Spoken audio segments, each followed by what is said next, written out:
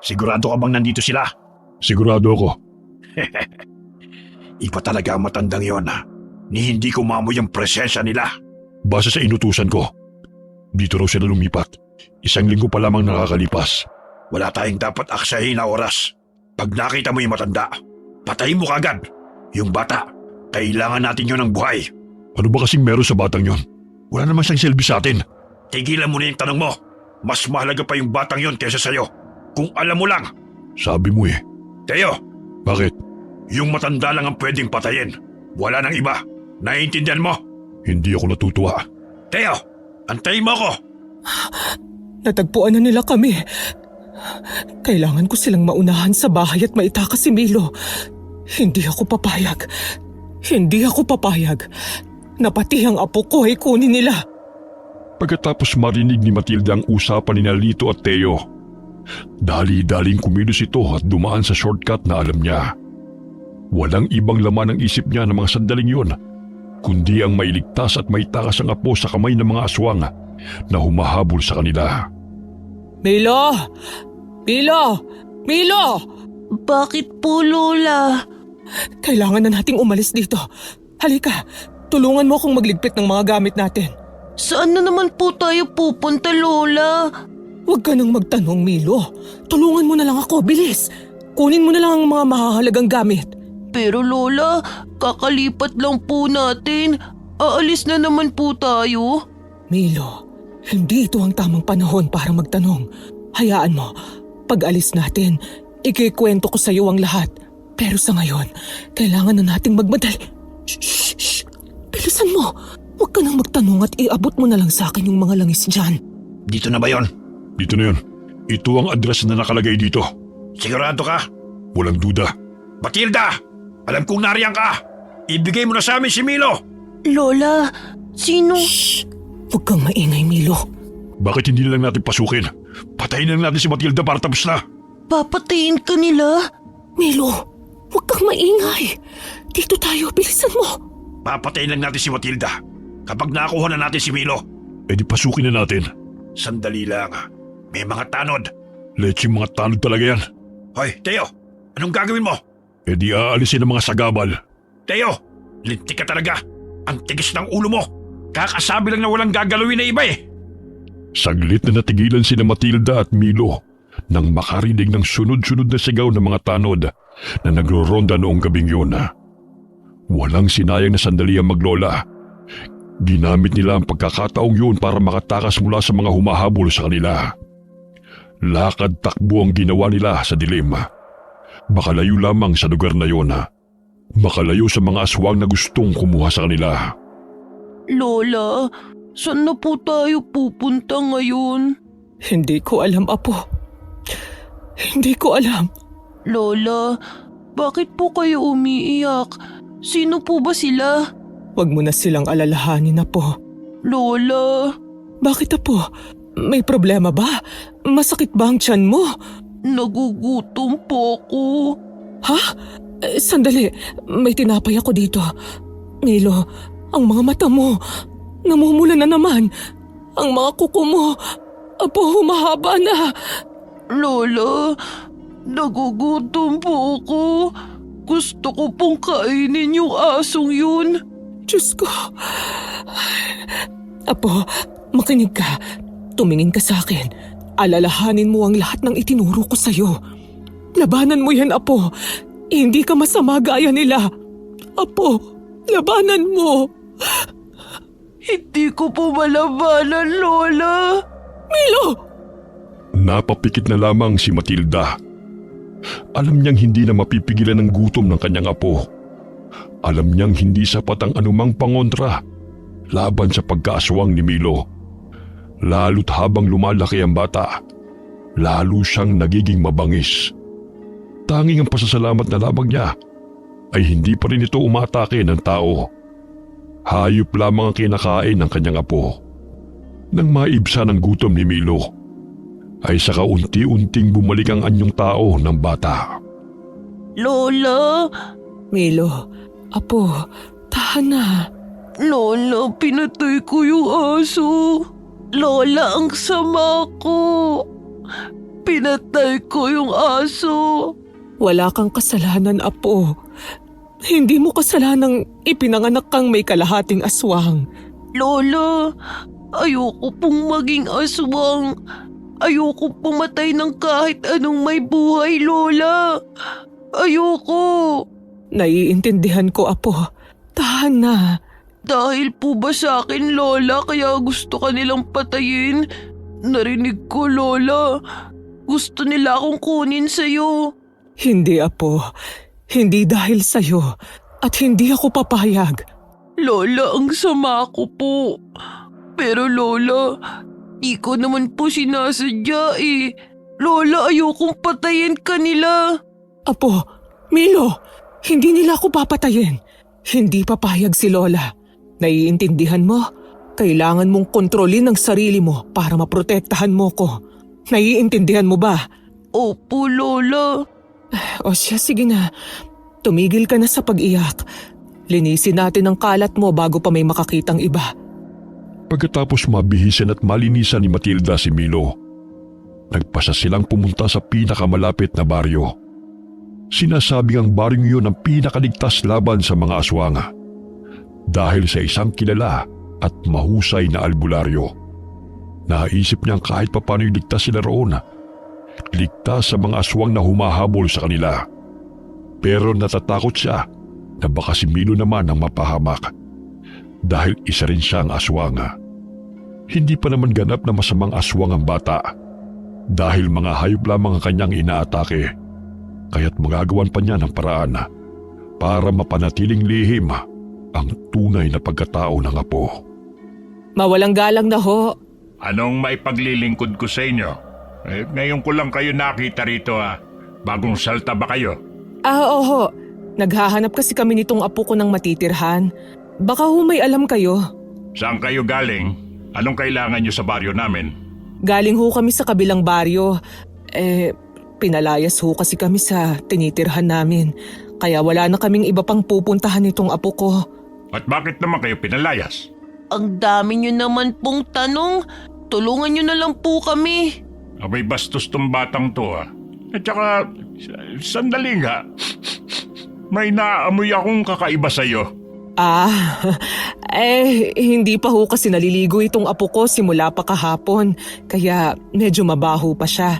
Siya, kung hindi nyo naman ho kami matutulungan, aalis na lang ho kami. Sandali, meron pa akong isang paupahan. Medyo malayo nga lang siya rito. At medyo dulo na ng baryo yun. Pero huwag kayong mag-alala. Dahil malapit naman sa palengke yun. Ayos lang ba? Magkano naman ho ba? 1,000 kada buwan. Mura na yan. Wala nga lang kuryente. Pero may tubig naman na galing mismo sa ilalim ng lupa. Deep well. Yun, walang bayad yun. Ayos na ba sa inyo yun? Oo, salamat. Mabait naman po pala kayo eh. Apo mo ba yan? Oo. Pasensya na ho. Makulit lang talaga to. Milo. Ako nga pala si Nestor. Albularyo ko ng baryong to. Ay, naku po. Ang albularyo pa talaga ang napagtanungan ko. Kapag minamalas ka nga naman, Paano ba ito?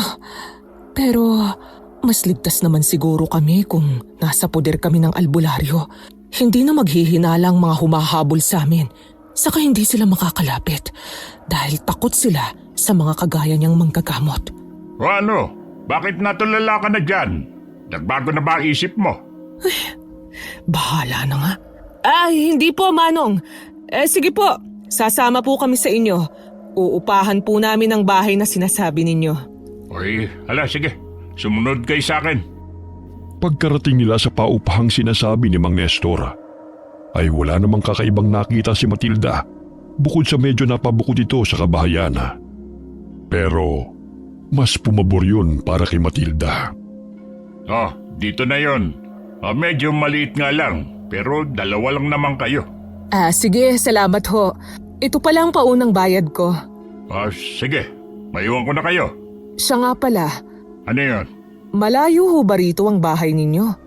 May kalayuan din, pero hindi naman sobrang layo. Bakit ba? Wala naman. Para lang ho, alam ko kung saan pupunta pag may kinakailangan kami. Ganun ba? Ay malapit lang sa maliit na palengkeng nadaanan natin kanina ang bahay ko. Ay paano? Mauna na ako. Sige ho, salamat ho ulit. Lola, dito na po ba tayo titira? Ganun na nga, Apo. Hindi man kasing laki at ganda ito ng dati nating tinitirhan. Medyo probinsya style din dito. Pero mas okay na to. Mas mapoprotektahan kita laban sa kanila. Lola, di ba albularyo yung si Mang Nestor? Oo.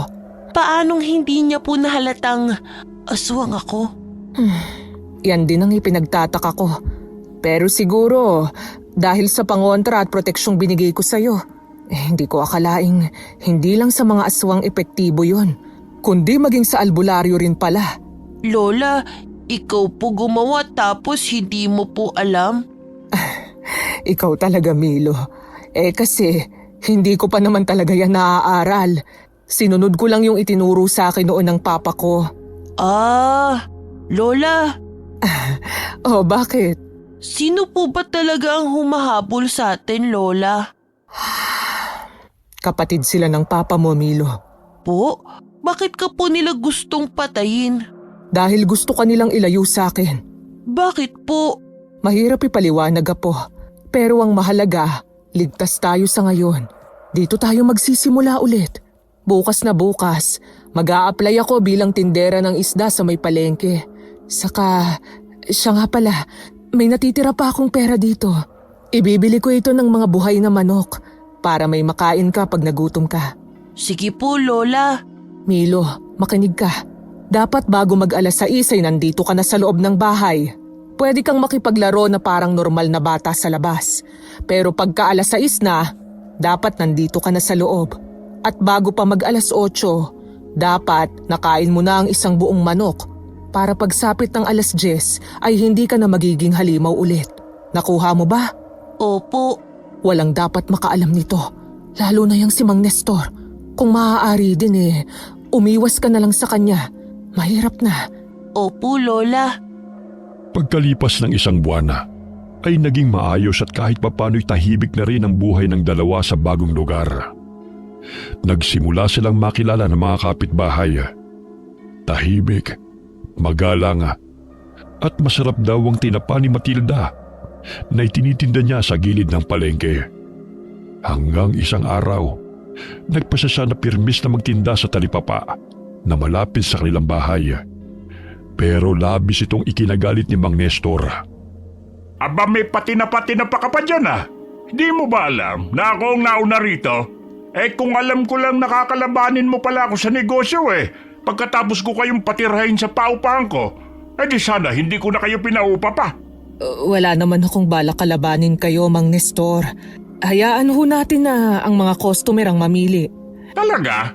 At sisiguruhin kong malulugi ka. Lola, lilipat na naman po ba tayo ng bahay? Mabait naman na po ko Hindi, Apo. Mainit lang ang ulo ni Mang Nestor dahil akala niya kinakalaban natin siya sa negosyo. Ang daming langaw! Leche! Huwag mo na lang pansinin si Mang Nestor, Milo. Mag-iba na lang po kaya tayo ng paninda, Lola. Gustuhin ko man, pero ito lang din ang alam kong gawin. Kung hindi mo na itatanong, ito ang negosyo ng mga magulang ko noon. At namana ko pa ang tamang timpla ng tinapa sa kanila. Bukod sa panghihilot, ito din talaga ang gusto kong gawin. Saka nagkausap na rin kasi kami ng dati kong amo na siyang magsusupply sa atin ng isda na panggawa natin ng tinapa. Ay, mabuti pa tulungan mo na lang akong magtawag ng mga customer. Sige po, tinapa! Tinapa po kayo dyan! Ale, bili po kayo ng tinapa ng lola ko. Masarap! Tama yan, Apo. Sige, magtawag ka lang. 30 pesos lang po, isang tumpok. Ayan, may bibili na, Milo. 3 na ho. Salamat ho. Balik ho kayo, ha? Lola, ang dami na po nating nabenta. Ikaw talaga. O sige na, magtawag ka pa para maubos na lahat. Masarap ang ulam natin mamayang gabi. Sige po, La. Patuloy ang pagbebenta ng tinapa ni Matilda sa palengke. Habang parami ng parami ang mga suki niya, Parami naman ang parami ang mga langaw sa pwesto ni Mang Nestor. At sa bawat pagkalugi niya, lalong tumitindi ang init ng ulo nito. Hanggang sa dumating ang araw na nasagad na ang pasensya ng matanda. Matilda! Matilda! Eh, lumabas ka dyan! Sandali lang! Nariyan na! Oh, Mang Nestor, hindi pa naman ho namin araw ng pagbayad ng upa. Ano ho ba yon? Lumayas na kayo sa paupahan ko. Ho? Bakit naman ho, Mang Nestor? Nagbabayad naman ho kami ng tama ah. Kung gusto niyong manatili sa paupahan ko, itigil niyo ang pagtitinda ng tinapa sa palengke. Abay nalulugi ang negosyo ko. Wag naman hong ganon, Mang Nestor. Wala na ho kaming titirahan ng apo ko. Wala akong pakialam. Binalaan na kita na itigil ang pagtitinda ng tinapa sa palengke. Kung yan ho talaga ang gusto ninyo, wala ho kaming magagawa. Pero sana ho, konsensya nyo na lang ang bahala. Aalis ho kami, pero bigyan nyo naman ho kami ng kahit kaunting palugit lang. Aba, ako pang makokonsensya. Samantalang ikaw tong pinatuloy ko sa paupahan ko. Pero ikaw rin pala magpapabagsak ng negosyo ko eh. Saka hindi ko maipaliwanag ha. Pero alam kong may mali sa inyong maglola. Simula nang dumating kayo at tumira sa paupahan ko, nang hina ang kakayahan ko bilang isang albularyo. Para bang may enerhiyang humaharang o pumipigil dito. Sige, bibigyan ko kayo ng 3 araw. Dapat makaalis na kayo rito. Grabe naman ho, Mang Nestor. Sa 3 araw na yon. Gawin nyo naman hong 1 linggo. Ay, di ko na yung problema. Mabuti nga at sa paupahan ko lang kayo pinalalayas at hindi dito sa baryo namin. Lola, saan na po tayo titira? Hindi ko alam, apo. Hoy, dapat pagbalik ko, wala na kayo dyan. Hindi ko akalaing ganyan pala kasama ang ugali ni Mang Nestor. Napalayas man sila sa paupahan. Hindi nawala ng pag-asa ang maglola. Sa tulong ng isang suki ni Matilda sa palengke, agad silang nakahanap ng bagong malilipatan. Pumayag din ang may-ari na mag-alaga sila ng manok. Bagay na labis na pinasalamatan ni Matilda. Alam niyang hindi lamang ito pantawid gutom ng apo, kundi proteksyon na rin nila. Milo, apo, halika nga muna. Bakit po, Lola? Mas malapit na tayo ngayon sa maraming tao, kaya kailangan mong mas mag-ingat. Naiintindihan mo? Opo, La. Gaya pa rin ng dating gawi, dapat nandito ka na bago mag-alas 6 ng gabi. At kung hindi pa rin naiibsan ang pagkagutom mo, pwede kang kumain hanggang 3 manok. Naiintindihan mo ba? Opo. O siya, isuot mo to at wag na wag mong tatanggalin. Naiintindihan mo? Bagong habak po ulit, Lola? Oo, pero mas mapoprotektahan ka niyan. Kaya wag mong wawalain. Kahit papano, mapipigilan din yan ang pagkaaswang mo. Pinagawa ko pa yan sa isang magaling na albularyo sa kabilang baryo. Kaya ingatan mo. Ay, lalo na't palapit na rin ang kabilugan ng buwan. Kung kailan mas lumalakas ka. Sorry po, Lola, kung nagiging halimaw ako. Hindi mo yun kasalanan, apo. Basta pakinggan mo lang ang mga bilin ko. Maliwanag? Opo, Lola. Milo, anong nangyayari? Anong nararamdaman mo? May masakit ba? Nararamdaman ko na po ang buwan, Lola. 8 anyos ka na, kaya mas lumalabas na ang natural mong kapangyarihan. May 1 linggo pa bago ang kabilugan ng buwan, pero nararamdaman mo na agad ito. Ay, halika rito, hihilutin kita. Ayoko po, Lola. Bakit naman? Masakit po kayo maghilot eh. Tiisin mo. Kailangan mo to. Kailangan kong hilutin ang batok, pusod at mga palad mo upang pansamantalang mapigilan ang paglakas ng enerhiya mo. Kahit papano, masasara nito ang bukana ng diwa mo. Lola, hindi ko po kayo naiintindihan. Sige na, apo. Tiisin mo lang.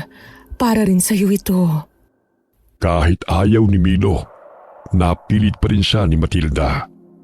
Pinahiga niya sa banig ang bata at pinahiran ng langis ang buong katawan.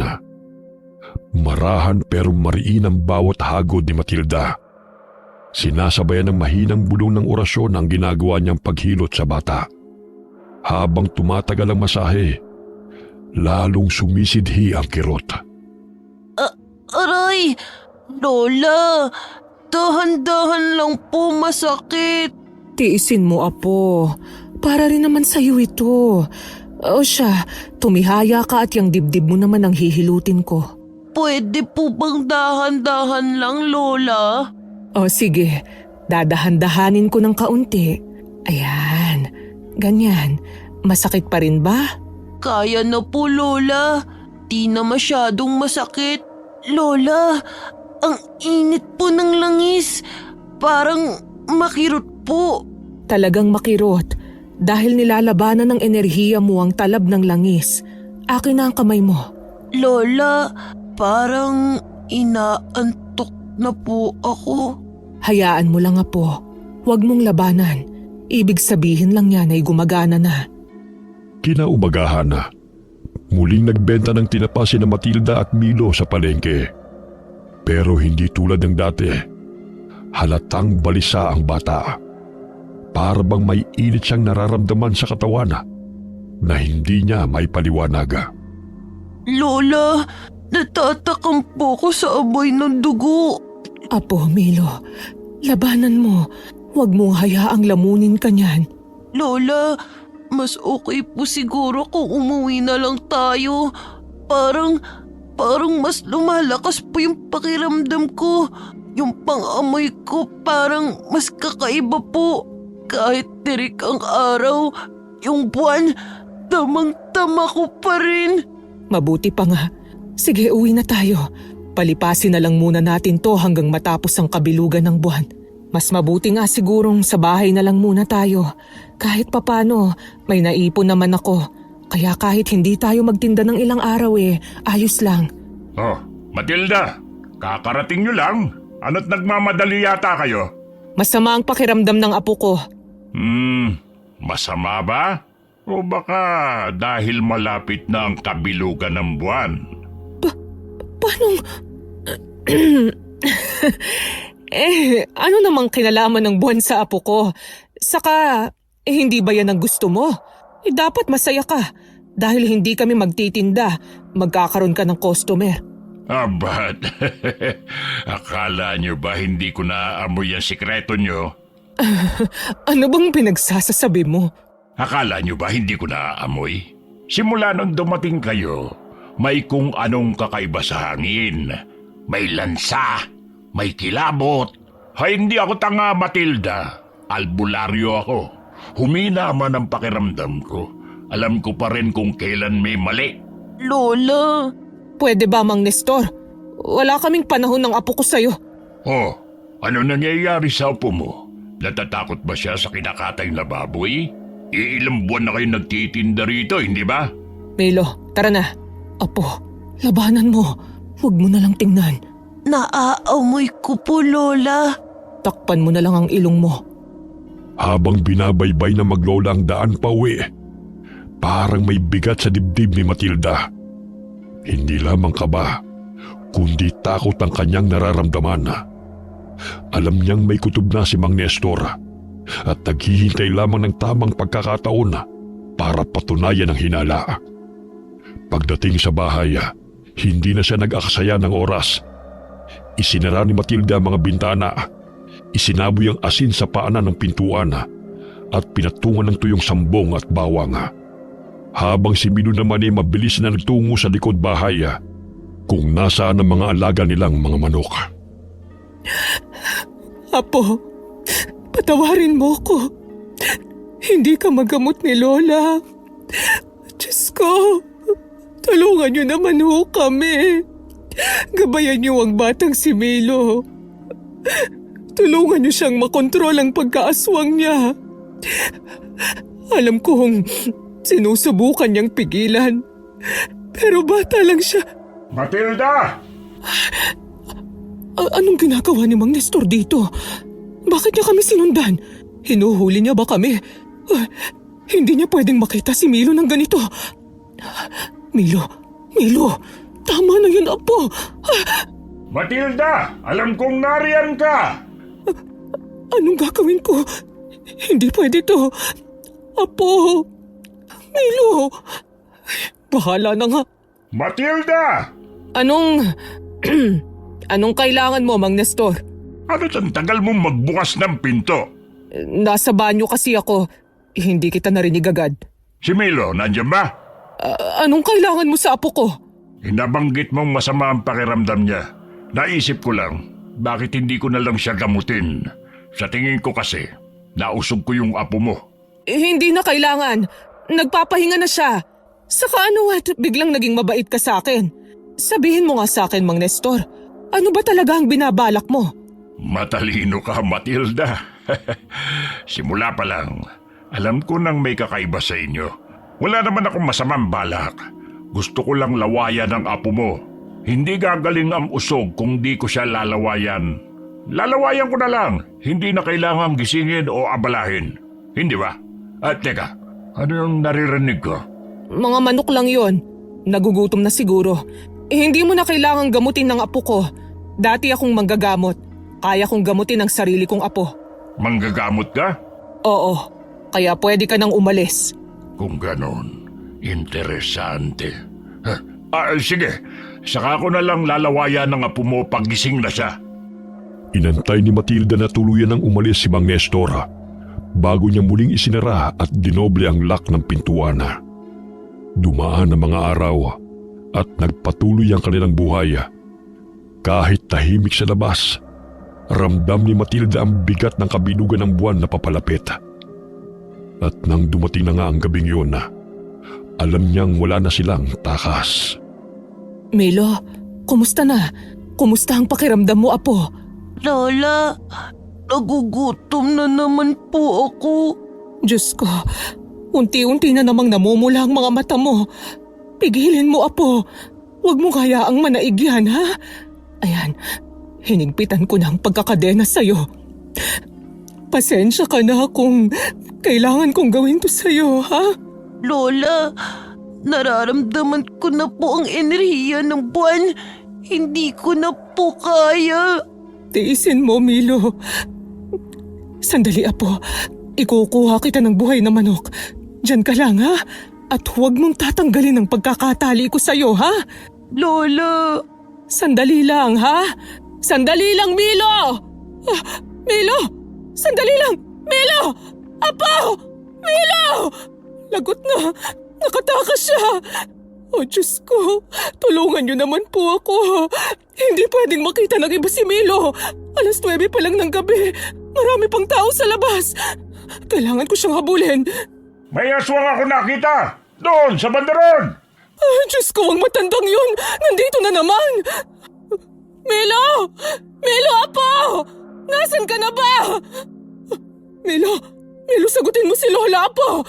Hindi ito ang tamang panahon para makipaglaro ng taguan. Malapit nang maging buo ang buwan. Delikado ka sa labas! Doon ko nakita ang hinayupak na aswang na yun! Pumunta siya sa direksyong yun! Huwag niyong hayaang makatakas! Hulihin niyo! Siguruhin niyo mapapatay ang demonyong yun! Matagal nang walang aswang na naminsala sa baryo natin pero heto na naman! At sigurado akong hindi lang siya nag-iisa! Diyos ko po, ito na nga bang kinatatakutan ko? Kailangan ko silang maunahan bago pa nila tuluyang mapatay si Milo. Sandali! May naamoy ako! Nandito lang sa paligid ang aswang. Matilda, anong ginagawa mo rito sa ganitong oras? Leche, pag minamalas ka nga naman. Delikadong lumabas pagkabilugan ng buwan. Lalo na ngayon na may gumagalang aswang sa baryo. Mas mabuti pa siguro kung umuwi ka na lang at samahan ng apo mo sa bahay. Matilda, nakikinig ka ba? Sino ang tinitignan mo? Nakita mo ba lintik na aswang? Ha? Wala. Tiningnan ko lang kung bukas pa yung tindahan. Naisip ko kasing bumili ng delata. Ano yan? Buntot pagi? Grabe naman. Sigurado ka bang aswang yon? Baka naman mabangis lang na hayop. Kasi di ba, itong baryo nyo ang pinakaligtas sa buong probinsya. Hindi ako pwedeng magkamali. Nakikita mo ba to? Kumukulo lang ang langis na to kapag may aswang. Kaya sigurado ako. Ay, sandali nga. Bakit parang balisa ka? Pinagpapawisan ka pa. May tinatago ka ba? May alam ka ba? O baka naman... Wala. Sige na, Mang Nestor. Uuwi na ako. Mag-isa lang kasi si Milo sa bahay. Matilda, nakalimutan mo na yata ang daan pa uwi sa inyo. Hindi dyan ang daan. Hindi. Malabo na kasi ang mata ko. Saka madilim na rin. Ihahatid na kita sa inyo. Hindi na kailangan. Ang ibig kong sabihin, kalaban mo ko sa negosyo. Ako ang naging dahilan ng pagkalugi mo. Kaya, bakit mo ko gustong ihatid? Kaya ko ang sarili ko, Mang Nestor. Salamat na lang. Gusto kong malugi ang negosyo mo. Pero seryosong usapan to. Pwede kang mamatay. Hindi ko hahayaang masira ang reputasyon ko bilang albularyo ng dahil lang sa'yo. Sinabi ko na. Kaya ko ang sarili ko. Bigla silang natigilan ng makarinig ng malakas at nakakapanindig balahibo na sigaw ng isang babae mula sa di kalayuan. Mabilis na kumabog ang dibdib ni Matilda. Hindi na siya naghintay ng reaksyon ni Mang Nestor. Sa pagkakataong yun, wala na siyang pakialama. Ang mahalaga sa kanya ay mailigtas si Milo mula sa mga tumutugi sa kanya. Milo! Milo, apo! Lola, Milo! Diyos ko po! Kumusta ka? May masakit ba sa'yo? Nasugatan ka ba ng mga taong humahabol sa'yo? Lola, ang buwan. Bumababa na ang siklo ng buwan. Mabuti naman. Pero Lola, nasaktan ko yata ng husto yung babae. Ay, Diyos ko. Mabaging langit. Sa palagay ko, buhay pa naman siya. Dito banda nang galing yung sigaw! Bilisan nyo! Nariyan na sila. Bilis, kailangan nating magtago. Pero paano po yung babae? Hayaan mo na si Mang Nestor ang gumamot sa kanya. Tara na, bilis. Magtago tayo dito. Lola! Shh! Huwag kang maingay, Milo. Baka marinig nila tayo. Hindi nila pwedeng makita na nandito tayo. May sugatan dito. Sa tingin ko naman ay buhay pa siya. Tulungan niyo ako. Buhatin natin siya. Dahan-dahan lang. Sa tingin ko naman ay nahimatay lang siya. Pero dalhin pa rin natin sa bahay ko para masigurong wala siyang galos o malubhang sugat. Ay, lintik talagang mga aswang yan. Malaman ko lang kung sinong hayop ang nagtatago at nambibiktima dito sa baryo natin. Tatagain ko sa leg. Sa palagay ko wala na sila. Tara na, Milo. At saan sa palagay niyo kayo pupunta? Lintik na. Tara, Milo, bilisan mo. Huwag kang lilingon. Sa palagay niyo ba matatakasan niyo ako? Dahil bahagyang nakayuko si na Matilda at Milo at sakto ring madilim sa bahaging yun. Hindi nakita ni Mang Nestor ang mga mukha nila. Mabilis silang tumakbo palayo sa lugar na yun. Pero bago pa sila tuluyang makalayo, napasigaw si Matilda nang tumama ang buntot pagi sa kanyang likod. Sinasabi ko na nga ba, hindi yun nag-iisa. Hindi na kayo makakalayo. Binabad ko pa sa suka at banal na langis ang buntot pagi kunto. Kaya hindi kayo makakatakas. O mas malala pa, baka mamatay na kayo sa daan. Sandali nga, bakit pamilyar ang dalawang yun? Lola! Milo, hindi. Tigilan mo ang sarili mo, Apo. Hindi ka masamang tao. Huwag mo akong intindihin, Apo. Bilisan na natin. Hindi niya tayo pwedeng maabutan. Tulungan mo si Lola, bilis! Pero Lola, sinaktan ka niya. Hayaan niyo po akong ipaghigante kayo. Milo, makinig ka. Hindi ka masama, Apo. Tandaan mo yan. Ayos lang ako. Gagaling din ako. Ang mahalaga ay makatakas tayo. Kaya sige na, Milo. Ayos lang ako. Kaya ko. Kasalanan ko to, Lola. Patawad po. Huwag kang humingi ng tawad. Bilisan na lang natin ang pagtakbo. Sumampa po kayo sa likod ko, Lola. Anong? Kaya mo ba ako, Apo? Bilis na po, Lola. Bilog pa rin ang puwan. Kaya hindi po nawawala ang lakas ko. Oh, sige. Tignan natin kung hanggang saan ang kaya niyong ilayo. Hindi naman kayo makakalabas ng baryo. Mabilis na pinasa ni Milo si Matilda. Gamit ang lakas at bilis na nagmumula sa buwan, natakasan nila si Mang Nestor. Pagkarating sa kanilang bahay, bigla na lamang nanghina si Milo at hinimatay. Dahil sa labis na pagod at matinding paggamit ng kanyang lakas.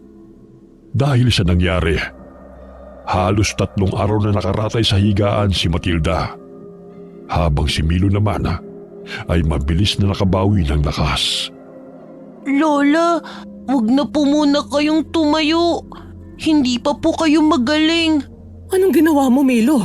Bakit parang ang bilis maghilom ng sugat ko? Huwag mong sabihin. Opo. Apo naman, ginamot mo ba ako gamit ang laway mo? Apo naman, alam mo namang sa tuwing gagamitin mo ang lakas at kapangyarihan mo, lalong humihina ang proteksyong ibinigay ko sa'yo. Pero Lola, ayoko pong mamatay kayo. Hindi ko po alam kung anong gagawin ko. Gagaling din naman ako, Apo. Sana hinayaan mo na lang. Kusa namang maghihilom ang sugat ko. Mas gugustuhin kong maratay ng matagal kesa mahanap na naman tayo ng mga tsuhin mo. Pasensya na po. Sige na, hayaan mo na. Ano pa bang magagawa ko? Naggamot mo na ako. Saka mabuti na rin siguro to para makapagtinda na tayo ulit sa palengke. Siguradong hinahanap na tayo ng mga suki natin at nagtataka na rin sila. Lola, Ano yun, Milo? Lola, ilang beses pong kumatok si Mang Nestor. Minsan, kasama pa niya yung may-ari ng bahay. Galit na galit po sila. Gusto po tayong paalisin. Hindi ko na lang po kayo ginising. Nagkunwari po kung walang tao dito. Ano? Lola, alam na po kaya ni Mang Nestor ang tungkol sa akin? Ano? Hindi nila tayo pwedeng paalisin sa baryong ito, Milo. Ito lang ang ligtas na baryo na pwede nating tirhan. Kaya halika na.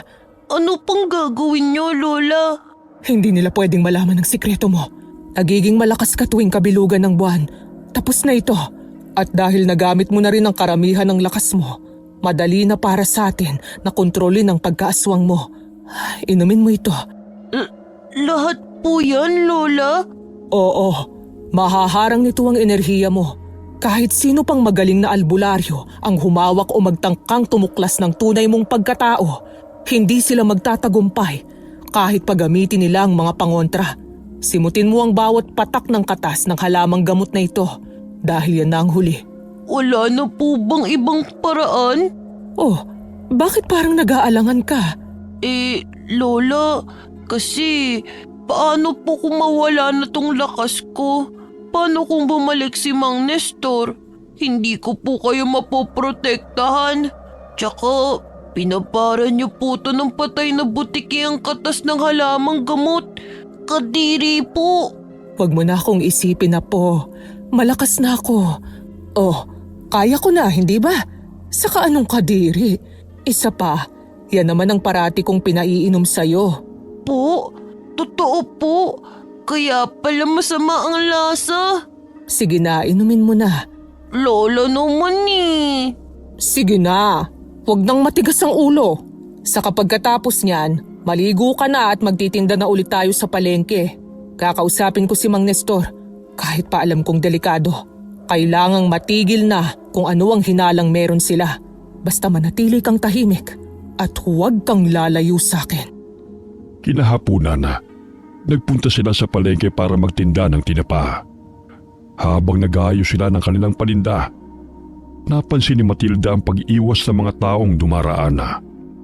Ang iba'y palihim pang nagbubulungan at may ilang ding napapa-sign of the cross na lamang. Maya-maya'y dumating si Mang Nestor. Napansin kaagad ni Matildang nakapulupot na buntot pagi sa bewang ng lalaki na hindi naman ito madalas dalhin noon. Aba, buti naman at naisipan niyo pang magpakitang maglola. Ano bang kailangan mo sa amin, Mang Nestor?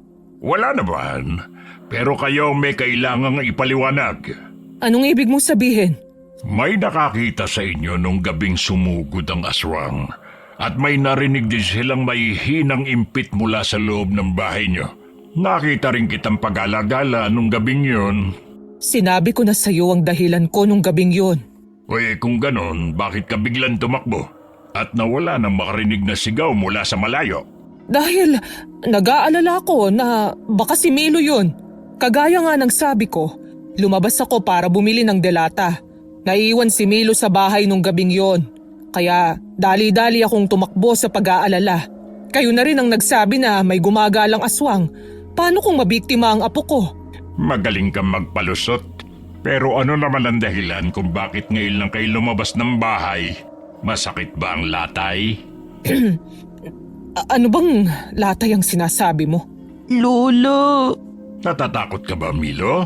Mainit ba sa pakiramdam mong langis na daladala ko? Aba, tingnan mo, Matilda. Umiinit ang langis ko. Alam mo ibig sabihin nito, hindi ba? Dati kang manggagamot, sabi mo. Oo naman, Mang Nestor. Umiinit ang langis kapag may aswang sa malapit o kumukulo kapag sobrang lapit. Alam mo kung anong ibig kong sabihin. Dahil kung kami nga yan, sana kumukulo na yan, hindi lang basta umiinit. Isa lang naman ang paraan para magkaalaman. Ipakita mo ang likod mo, Matilda. Ngayon? Dito talaga, sa harap ng maraming tao. Hindi ba't nakakabastos yan? Babae pa rin ako, Mang Nestor. O baka naman, gusto mo lang akong bosohan. Masyado ka ng kulubot para sa akin, Matilda. Ang gusto ng taong bayan ay malaman ang totoo. Kung hinala mong ako ang aswang, pwede mo naman akong patakan ng langis. Pag napaso ako, totoo nga. Pero pag hindi, mapapahiya ka lang. Sa pag-aalala niya para sa apo, marahan niyang kinabing ang bata para itago sa kanyang likuran. Ang hinala ni Mang Nestor ay siya ang aswang at hindi si Milo. Kaya mas madali sa kanyang patunayan na mali ang matanda. Walang pag-aalinlangan niyang itinaas ang kamay at iniabot ito kay Mang Nestor para patakan ng langis. Mabilis namang tinanggap ito ng matanda at pinatakan ng langis. Ilang minuto na ang lumipas. Wala pa ring epekto sa balat ni Matilda ang ginawa ng matanda. Imposible. Nakita mo na, di ba? Hindi nga kami ang hinahanap mong aswang. Lola, Ano bang ginagawa mo, Mang Nestor? Subukan mong hawakan ang apo ko at dyan tayo hindi magkakasundo. Wala kang ebidensya, Mang Nestor. Haka-haka lang ang meron ka. Kaya wala kang karapatang husgahan kami. Tayo na, Milo. Hindi pa tapos to, Matilda. Alam kong may tinatago ka. Hindi mo ako maloloko. Lola, ano na pong gagawin natin ngayon? Sigurado po kung hindi tayo titigilan ni Mang Nestor. Wala tayong gagawin, Milo. Ano pong ibig niyo sabihin, Lola? Ang ibig kong sabihin, hindi tayo gagalaw hanggat hindi kailangan. Hindi tayo tatakbo. Hindi tayo lalaban. Hindi pa. Hayaan mo silang magbulong-bulungan. Hayaan mo silang maghinala. Ang mahalaga, hindi nila malaman ang tungkol sa'yo. Hahayaan lang po natin sila? Oo, apo. Dahil minsan, ang pinakamabisang depensa ay opensa. Opensa? Aatake tayo, Lola? Hindi. Lola, ang gulo mo naman po. Ay, oo nga pala. Baliktad pala yun. Ang ibig kong sabihin, minsan, ang pinakamabisang opensa ay depensa. Hayaan mo silang maghinala at umatake. Basta't wala tayong ginagawa na kahinahinala, wala rin silang makukuhang ebidensya. At kapag wala silang ebidensya, kusa nilang pagdududahan ng sarili nilang hinala. Kaya ang importante, manatiling kalmado at huwag gumawa ng kahit anong ikabibisto. Ha? Lola, ang gulo po. Hindi ko na maintindihan.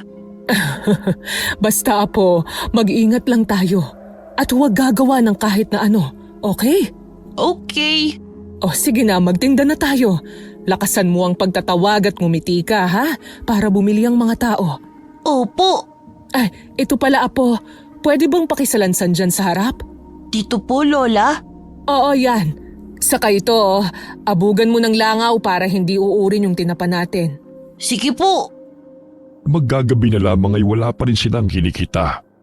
Dahil lahat ng dumaraan ay natatakot na parabang mahawaan ng sakit sa kaiiwas. Lola, uwi na po tayo. Wala namang bumibili eh. Maaga pa naman. Kaunting tiis pa, Milo. May bibili rin yan.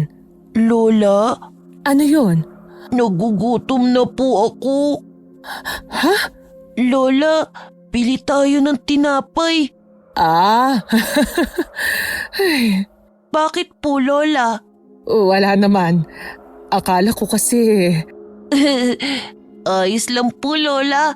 Alam niyo po, pagkatapos ng kabilugan ng buwan, parang gumaan na po ang pakiramdam ko. Ganun ba? Opo. Ay, mabuti kung ganun. O sige, bibili tayo ng tinapay. Saka, mabuti pa nga, umuwi na tayo. Tingin mo ba nandito talaga sila? Narinig ko yung usap-usapan ng mga tao kanina. Isang matanda at batang aswang daw yung umatake. Pero hindi naman aswang si Matilda, di ba? Aray! Ba't ka ba nang mabatok? Pwede ba mag-focus ka na lang? At huwag kang gagawa ng kahit na anong ikakapahamak natin. Kita mo yung lalaking yan? Albularyo yan. Iwasan mo. Parang tumigil ang mundo ni Matilda nang marinig ang dalawang pamilyar na boses. Mabilis siyang lumingon sa paligid. Pero hindi niya nakita ang mga nagsasalita. Tanging mga taong abala sa pagtitinda at pamimili ang naroon. Napapailing na lamang siya habang pilit na kinakalimutan ng dalawang aswang na matagal na nilang iniiwasan. Bakit po, Lola? May problema po ba? Ah, wala naman. Sige na, tulungan mo na akong magligpit. Ayan, Lola. Tapos na. Tara na po. Ah, sige. Buisit talaga. Bakit, Mang Nestor? May mali ba dyan sa langis mo? Ay, ikaw pala, Matilda. Kumusta? Parang wala ka yatang kita ngayon. Teka, sandali lang. Anong ginagawa mo? Sinisiguro ko lang na hindi nga kayong aswang. Nakakapagtaka kasi. Hindi naman madalas ganito ang langis ko. Kanina pa to mainit. Ibig sabihin, may aswang sa malapit. O ano, napatunayan mo bang kami yon? Hindi. Pero imposible namang mag-init to ng basta-basta. Baka naman, depektibo na yung pangontra mo. Malabong mangyari yon. Maliban na lang kung... Kung may iba pang aswang sa baryo. Ha? Anong binubulong mo dyan? Ha? Wala. Sabi ko, mauna na ho kami. Kinagabihan na. Hindi nakatulog si Matilda dahil sa dalawang pamilyar na boses na narinig niya sa palengke. Hindi niya alam kung guni-guni lamang ba yun o totoo. Kinaumagahan na. Ramdam niyang mas bumigat ang aura sa paligid. Paglabas nila ng bahay, ang unang bumungad sa kanila ay ang kumpul ng mga tao. Nagbubulungan, nagkakatinginan, parang may kakaiba sa umagang yun. Hayop talaga ang mga aswang na yan. May bago na naman biniktima. Lola, Anong nangyayari dito? Isang bangkayan natagpuan sa may tabing sapa. Si Tomas, yung taghatid ng gulay mula sa kabilang baryo. Wakwakan tiyan. Halos wala ng lamang loob. Ay, Diyos ko. Ni wala man lang kaluskus kagabi. Aswang lang ang kayang gumawa niyan. hindi ako yun, Lola. Alam ko, Apo. Wala kang kasalanan. Ano na naman ang binubulong-bulong niyo dyan, ha? May tinatago ba kayong maglola sa amin? Wala kaming alam dyan.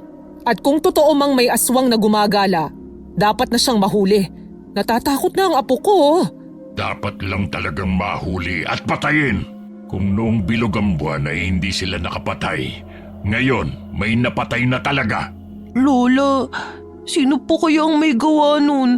Hindi ko alam, Apo. Wala ka bang nararamdamang kakaiba sa paligid? Wala po, Lola. Simula po kasi nung kabilugan ng buwan, humina na pong pakiramdam ko. Nagpatuloy ang bulungan ng mga tao hanggang sa dumating ang isang tanod. Ayon sa kanya, may mga nakakita sa mga nilalang na may kagagawan ng krimen. Malalaking halimaw, may mahahabang kuko at matatalim ng ngipin. Isa raw sa kanilang nakita pang biglang naglaho malapit sa gubat. Parang binuhusan ng malamig na tubig si Matilda sa narinig. Mahigpit niyang naikuyom ang kanyang kamao dahil sa pangambang yun ng mga tiyuhin ni Milo. Imposible na sundan nila kami dito. Sino po, Lola? Yung mga tiyuhin ko po ba? Huwag kang maingay, Milo. Anong sabi mo, Milo? Wala namang sinabi ang apo ko. Hindi ako bingi, Matilda. May narinig ako sinabi ang apo mo tungkol sa mga aswang. Sino ka mo sila, Milo? Po, ang sabi ko po, masama po talaga ang mga aswang. Hindi yan ang narinig ko. Pero yun po talaga ang sinabi ko. Di ba, Lola? Pwede ba, Mang Nestor? Huwag mo nang pagdiskitahan ng apo ko. Tayo na, Milo. Saan po tayo pupunta, Lola? Sa palengke, magtitinda. Sa kabila ng chismis na kumakalat tungkol sa inyo, magtitinda pa rin kayo? Chismis na ikaw lang din naman ang nagpakalat. Bakit kami hindi magtitinda? Wala naman kayong patunay sa mga paratang ninyo. Ang mabuti pa, hanapin mo ang totoong aswang bago pa yun makapambiktima ulit. Lola? Tayo na, apo. Buong araw, ang isipan ni Matilda ay abala sa kung sinong aswang ang gumagala sa baryo. Mas naging mapagmasid siya. Pinakikiramdaman ng bawat anino at tingin ng mga tao.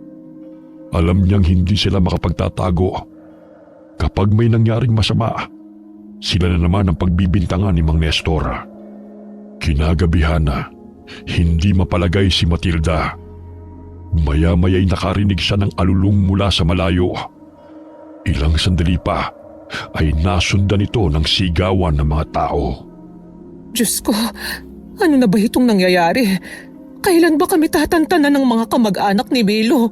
Doon ang galing ang alulong! Bilis! Lola, umatake na naman po ba sila? Wala yun, apo. Matulog ka na ulit. Mabuti pa siguro, maglagay tayo ng asin sa bawat sulok ng bahay para hindi nila tayo matunton. Sige po, Lola. Tutulong po ako. Baka inaantok ka pa. Ako na lang, kaya ko naman. Hindi na po ko inaantok. Sigurado ka? Opo. O sige, eto, ikalat mo ito sa buong kwarto. Pero iwasan mong dumampi sa balat mo, ha? Ako naman sa kusina at sa sala. Lagyan mo rin ng mga bintana, ha? Sige po. Ha? Sino kayo? Sabi na nga, be. Dito lang namin kayo mahahanap. Paano? Paano kayong nakapasok? Salamat kay Inang. Binigyan niya kami ng pangontra laban sa mga mahihinang depensa mo. Lumayo ka! Huwag kang lalapit! Bubuhusan kita nitong asin! Huwag mong sasaktan ng lola ko. Milo, wag! Biglang lumalim ang paghinga ni Milo. Sa loob ng ilang segundo, nagsimulang manginig ang kanyang katawan. Tumayo ang balahibo sa kanyang batok at unti-unting tumubo ang makakapal na balahibo sa kanyang mga braso, leeg at likod. Pumula ang kanyang mga mata. Dahan-dahang humaba ang kanyang mga kuko. Naging matutulis na parang mga patalim. Napasigaw naman si Matilda dahil sa pagkabigla. Hindi pa ginusto ni Milo ang magbagong anyo. Pero dahil sa galit ay nagawa niya. Matapang ka, Milo. Manang-mana kasama mo. Pero hindi mo pa ako kaya, bata. Hindi ka pagganap na aswang. Milo! Oh, Diyos ko! Mabaging langit! Tulungan niyo po ang apo ko! Huwag mong sasaktan ng lola ko. Milo! Ayos ka lang ba? Hindi ko sasasaktan. Kung sasama ka sa akin, hahayaan ko mabuhay ang lola mo. Kung susunod ka. Hindi sasama sa iyo ang apo ko! Patayin mo muna ako bago mo siya makuha! Di sige. Madali naman akong kausap. Lola! Bago pa man makalapit si Nito, sumugod na si Milo. Isang malakas na kalmutang sumira sa damit ng kalaban. Pero tila walang epekto. Parang bakal ang balat ni Nito. Itinulak niya si Milo at tumilapon ang bata. Lumagapak ang katawan nito sa sahig. Pilit namang tumayo ang bata at muling nilabanan ng lalaki. Nataranta si Matilda. Hindi niya alam ang uunahin hanggang sa maalala niya si Mang Nestor. Kaya dali-dali niya itong pinuntahan. Mang Nestor! Mang Nestor! Matilda, ano nangyari sa'yo? Ang apo ko, si Milo, sinugod siya. Sinugod ng aswang. Ha? Anong sinasabi mo? Kumalma ka nga muna. Hindi ako pwedeng kumalma! Ang apo ko! Nasa bahay sila! Bilisan natin, Mang Nestor! Bago pa nila makuha si Milo!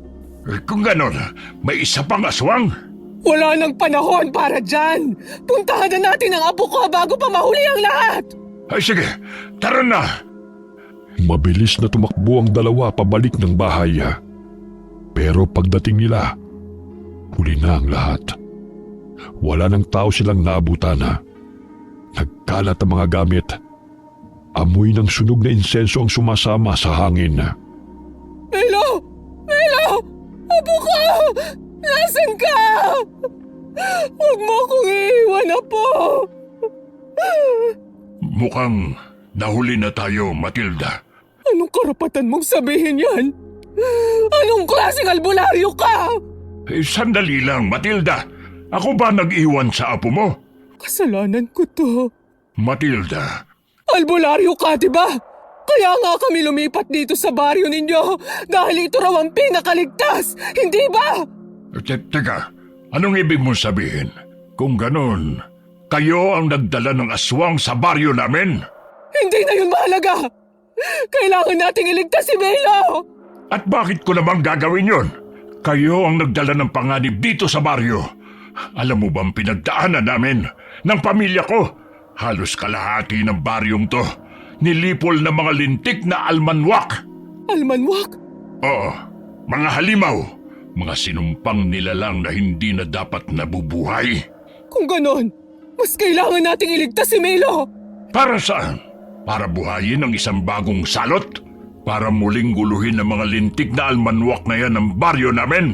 Hindi niya pinili kung sino siya, Mang Nestor! Wala siyang kasalanan! Bata pa lang siya, pero pilit na siyang pinapatay ng mundo! Ako lang ang meron siya! Anong ibig mo sabihin sa hindi niya piniling kung sino siya? Hindi dapat siya makuha ng mga kalahi niya! Dahil kung makuha nila si Milo, mas lalakas sila! Gagawin siyang susunod na pinuno ng mga almanwak! Ano? Kung ganon, Oo, aswang ang apo ko, pero hindi siya tulad nila. Hindi siya halimaw. Hindi niya pinili ito. kung alam ko lang, nung una pa lang pinatay ko na sana ang apo mo. Hindi niya ginustong ipanganak ng may dugong aswang. At kung pababayaan natin siya, hindi lang siya ang mawawala sa akin, kundi magiging panganib siya sa ating lahat. Aswang pa din ang apo mo! Hindi masama ang apo ko! Ni minsan hindi siya nanakit ng tao.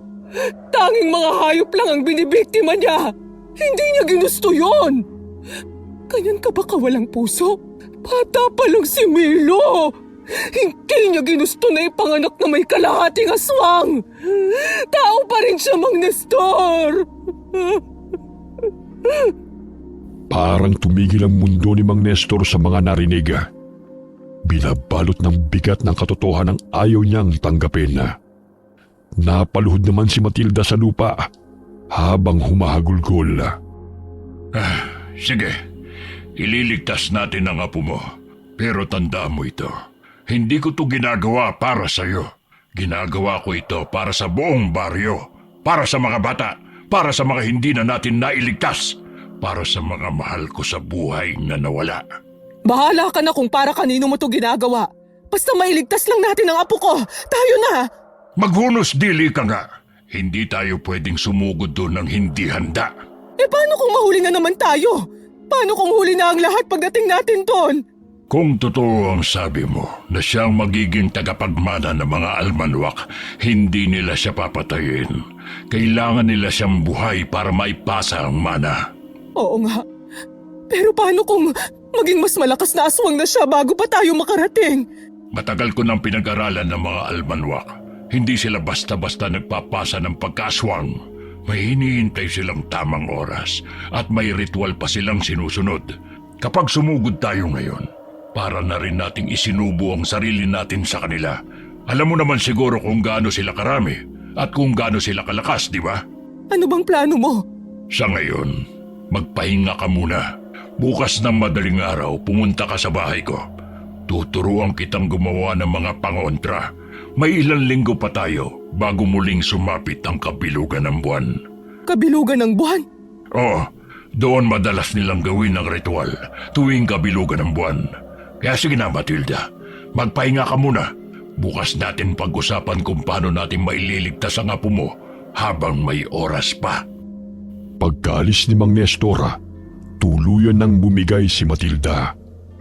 Napahagulgol siya habang mahigpit ang pagkakakapit sa kanyang dibdib.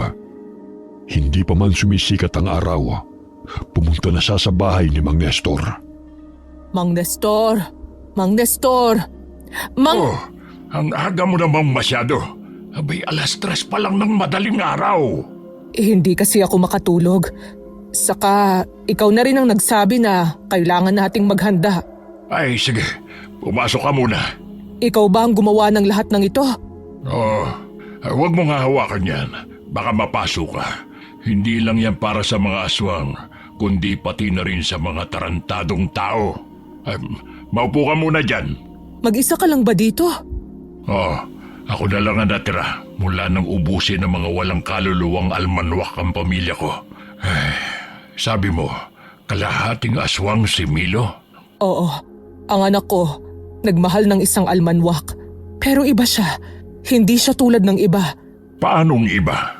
Mabait ang ama ni Milo. Hindi siya kagaya ng mga almanwak na pumapatay para lang sa dugo. Hindi rin siya tumutugon sa tawag ng lahi niya. Basta, pinili niyang maging tao. Kaso nga lang, nalaman ng inang nila ang tungkol kay Milo. Namatay sa panganganak ang nanay ni Milo. Habang pinatay naman ng mga kalahi niyang almanwak ang ama niya, namatay siyang pinoprotektahan ng mag-ina niya. Pareho lang palang may kasalanan sa atin ng mga buwisit na yun. Pero, alam mo ba kung saan sila matatagpuan? Ay, kape pala. Nagkakape ka ba? Ayos lang. Kumain na rin ako sa bahay bago nagpunta rito. Hindi pa ako nakapunta ron, pero madalas itong ikwento ng ama ni Milo. Paulit-ulit niyang sinasabi, parang gusto niyang ihanda kami sakaling dumating ang araw na ito. Tahimik lamang na nakinig si Mang Nestor kay Matilda habang pinapanday ang mga sundang. Maya-maya'y tinuruan niya si Matilda kung paano ito gamitin. Plinano rin nila ang pagsalakay kasama ang mga mananagisag. 3 araw bago sumapit ang kabilugan ng buwan, saka pa lang tayo susugod dun. Kakausapin ko muna ang grupo ng mga mananagisag. Mananagisag? Anong klaseng grupo yon?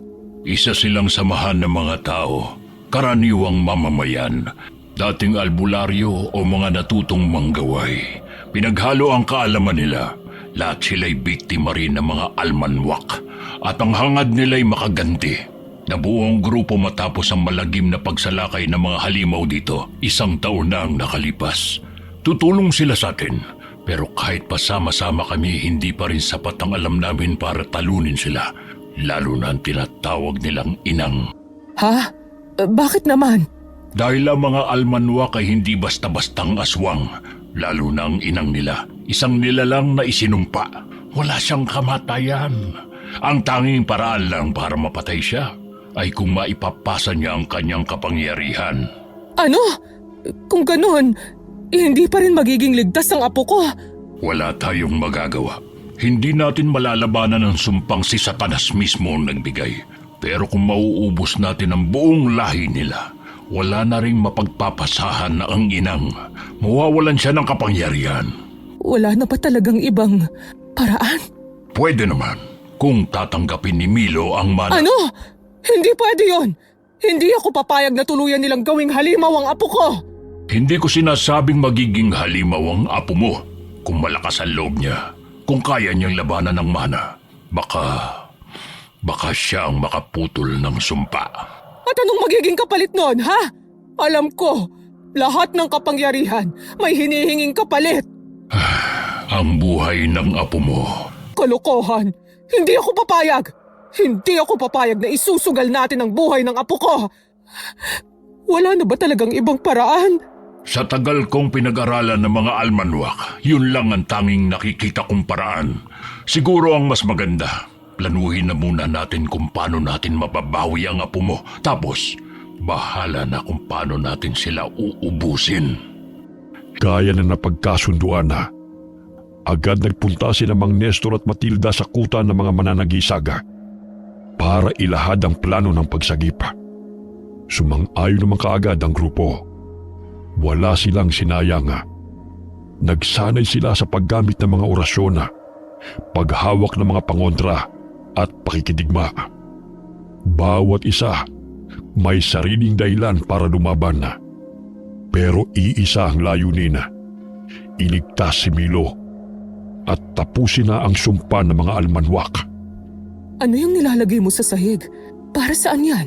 Abuhing buto ng paniki at dinikdik na balat ng punong kamagong. Pananggalang sa mga nilalang na marunong suminghot ng takot. Bawat hakbang mo sa paligid niyan, malilito sila. Amoy patay. Pero sige, anong sunod? Ito naman, dugo ng itim na tandang. Hahalo mo sa dahon ng tanglad at gawing pampaligo. Pampasigla at pananggalang sa mga tinatawag na sumpang tanikala. Lahat na lang may dugo. Kaya siguro ang lalim ng galit ng mga halimaw na yan. Puro sakripisyo ang kalaban nila. At tayo, kung gusto nating lumaban, kailangan din nating matutong magsakripisyo. Kaya ngayon, tuturuan naman kita kung paano gumamit ng latigo. Yung buntot pagi ba? Hindi, mas masakit doon, mas delikado. Ang latigong yan, gawa mismo sa pakpak ng isang almanwak. Pwede pala yun. Oh, pero hindi lahat ng almanwak ay may pakpak. Tanging ang matatanda lang, ang pinakamatatagal na nabubuhay sa kanila, ang nagkakaroon ng ganon. Napatay ko ang isa noon. At bilang paghihiganti, binali ko ang pakpak niya. Kinuha ko ang pinakamahaba at may pinakamatibay na buto. At yon ang ginamit ko para gawin ang latigong ito. Sa tagal ko ng pakikipaglaban sa kanila, napatunayan kong mabisa yon na pangwasak at pamuksa. Kung ganon, mas masakit nga yan. Dahil mismong pakpak nila ang papatay sa kanila. Ganon nga. Kaya sige, pumwesto ka na. Ang latigong gawa sa pakpak ng almanwak ay ibang-iba sa buntot pagi. Mas matigas ito at mas mahirap kontrolin. Kakailanganin mo ng buong lakas sa paggamit nito. Eto, hawakan mo. Bakit mas maliit ito? Buto pa rin yan ang pakpak ng almanwak, pero yung maliit na buto lang. Epektibo rin naman yan at mas madaling gamitin dahil mas malambot ng kaunti. Ay sige na, itaas mo ang kamay mo at tamaan mo yung haliging yon. Ganito ba? Ganyan nga. Mas lakasan mo pa. Araw-araw silang nag-iensayo hanggang sa dumating na ang tamang oras. Ang ikatlong gabi, bago ang mismong kabilugan ng buwan na. Pumunta na sila sa kuta ng mga kalaban na. Palihim silang nagmanman na. Inaral ang bawat kilos ng mga almanwak, pati ang bawat sulok ng kanilang kuta. Nandun si Milo! Shh! Huwag kang maingay. O, Teo, anong sinisilip-silip mo dyan? Ha? Para kasing... wala. Sigurado ka? Oo, Tayo na sa loob. Pinapatawag na tayo ni Inang. sandali lang. Bakit na naman? Ano ba kasing gagawin natin dyan kay Milo? Ba't nandito pa yan? Huwag ka ng maraming tanong. Malalaman mo sa mismong kabilugan ng buwan. Bakit sa kabilugan pa ng buwan? Napapansin ko ang dami niyo yatang nililihim sa akin ni Inang. Parang hindi niyo ako kamag-anak Huwag ka na magdrama dyan. Tayo na sa loob. Hinahanap na tayo ni Inang. Muntik na tayo doon. Ba't hindi pa natin sila inatake? Pagkakataon na yun! Huminahog ka nga, Matilda. Kailangan natin pag-isipang mabuti ang gagawin. Bawat hakbang, kalkulado dapat. Mamayang hating gabi tayo susugod pagkalis nila. Alis? Saan naman sila pupunta? Ang dahilan kung bakit 3 araw bago ang kabilugan tayo susugod ay dahil tamang pagkakataon to para iligtas ang apo mo. Hindi kita naiintindihan. Linawin mo nga. Bago kasi ang mismong kabilugan ng buwan, lumalabas sila upang humanap ng makakain at magpakabusog. Nambibihag din sila ng mga tao para gawing alay pagkatapos ng ritual. Mamaya, pagsapit ng hating gabi, gagawin nila yun. Kaya sasamantalahin natin yun. Sa ngayon, magmasid lang muna tayo. Parang hindi ko kayang magmasid lang habang nakikita ko si Milo na nahihirapan at nakagapos. Tiisin mo muna, Matilda. Kung ayaw mong pumalya ang plano at masagip natin ang apo mo, pigilan mo ang sarili mo. Sino pala yung dalawang aswang kanina? Parang namumukhaan ko sila. Sila ang tiyuhin ni Milo, kapatid ng ama ni Milo. Kung ganon, sila pala ang pumatay kay Tomas. Kagaya ng kanilang napagplanuhan, hinintay nila ang pagsapit ng hating gabi. Saka sila kumilos. Wala na yata sila. Sandali lang. Titiyakin ko muna at mahirap na. Diyan muna kayo. At huwag kayong gagawa ng kahit anong hakbang habang wala pang signal ko. Oh, bakit ang bilis mo?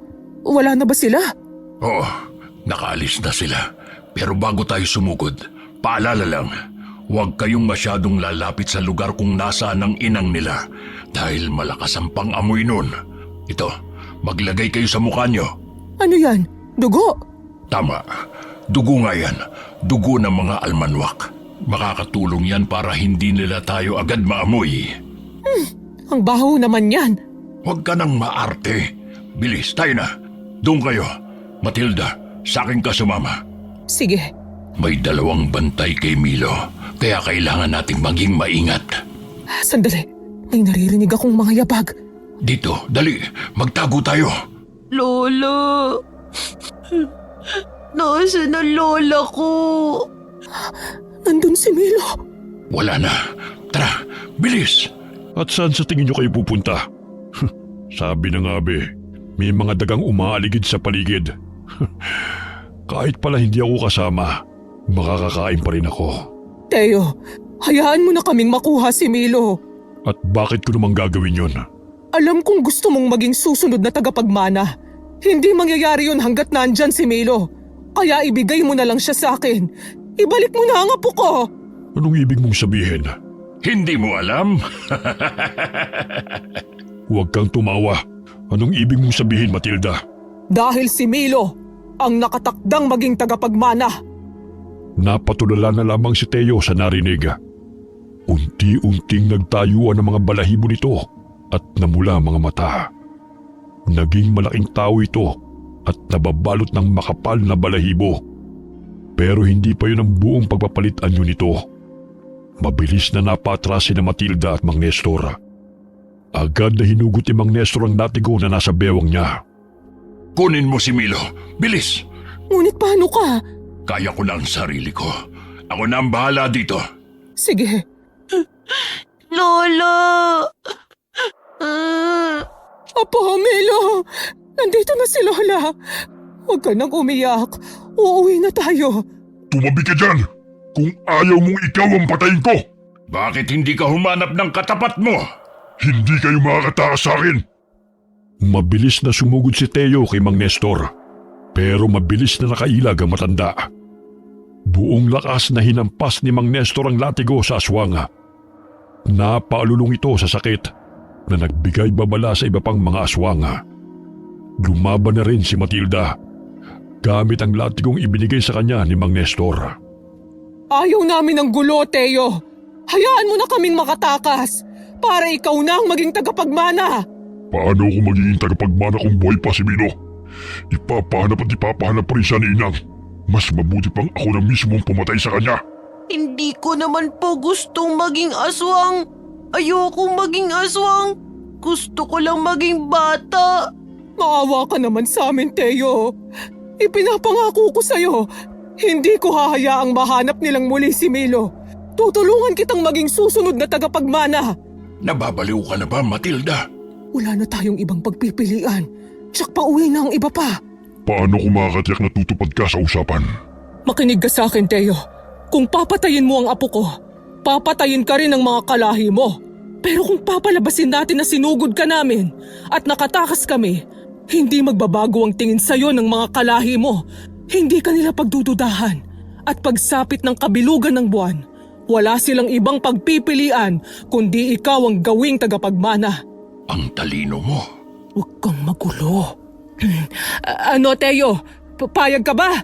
Lola, nararamdaman ko na po sila. Ano na? Bilisan mong magpasya! Sige, pumapayag ako. Basta siguraduhin mo hindi na mahanap pang muli si Milo. Dahil sa oras na mahanap ulit siya, hindi na ako magdadalawang isip na patayin siya. Malinaw! Malinaw na malinaw! Asahan mong tutupad kami sa kasunduan. Tara na! Hindi nag-akasaya ng oras si na Matilda at Mang Nestor. Agad nilang pinuto ng lubid na nakapulupot sa paa ni Milo. Gamit ang kutsilyong naorasyonan. Binuhat ni Mang Nestor si Milo para mapabilis ang kanilang pagtakas. Pagka-uwi nila sa bahay ng matanda, ay ginamot ni Mang Nestor ang bata. Hindi naman malalim ang mga sugat ni Milo, pero marami ito. Umupo ka rito, Milo, na magamot ko yung mga sugat mo. Aray ko po! Ang sakit! Tiisin mo, Milo. Tama ang lola mo, Milo. Tiisin mo para magamot ko ang mga sugat mo. Matilda, ikalat mo pala ang banal na asin sa palibot ng bahay para hindi nila maamoy o masundan ang presensya ni Milo. Sige, nagawa ko na. Kumusta si Milo? Nakatulog na siya, pero hindi ko pa siya tapos gamutin. Kailangan kong maalis ang tandang nilagay sa kanya ng inang nila. Kuha mo nga ako ng isang palangga ng tubig. Mainit na tubig ba? Oo, meron pa yata doon sa termos. Kumuha ka rin ng dahon ng sambong at isama sa pagpapakulo. Nang gabing yun isinagawa ni Mang Nestor ang orasyon kay Milo habang mahimbing itong natutulog. Samantala, nagpapakulo naman ng tubig na may halamang gamot si Matilda. Unti-unting bumalot sa bayang halimuyak ng dahon ng mga halamang gamot at insenso na ginagawa ni Mang Nestor. Iabot mo nga yung bimpo dyan sa tabi mo. Ito bang binabad sa mainit na tubig na may sambong? Oo, saka yung tuyong bimpo na rin. Heto na. Kawawa naman itong apo ko. Ang bata niya pa para pagdaanan lahat ng ito. Kahit mahimbing siyang natutulog, halata pa rin sa kanya ang matinding pagod. Sa palagay ko'y nanlaban tong apo mo, kaya napakaraming sugat. May latay pa ng latigo. Napakawalang iya talaga nila. Ayan, tapos na. Pwede ka na rin magpahinga. Tabihan mo na lang ang apo mo. Sandalit kukuha kita ng unan at kumot. Kinaumagahan na, maagang nagising si Matilda at agad na sinilip si Milo. Mahimbing pa rin ang tulog nito, pero wala nang bakas na kirot sa mukha. Tahimik siyang nagpunta sa kusina, kung saan abala si Mang Nestor sa pagbabantay sa pinakukuluang halamang gamot. Mukhang gumaan na ang lagay ni Milo. Oo, pero kailangan pa rin niya magpahinga ng gusto. Gising na ba siya? Hindi pa.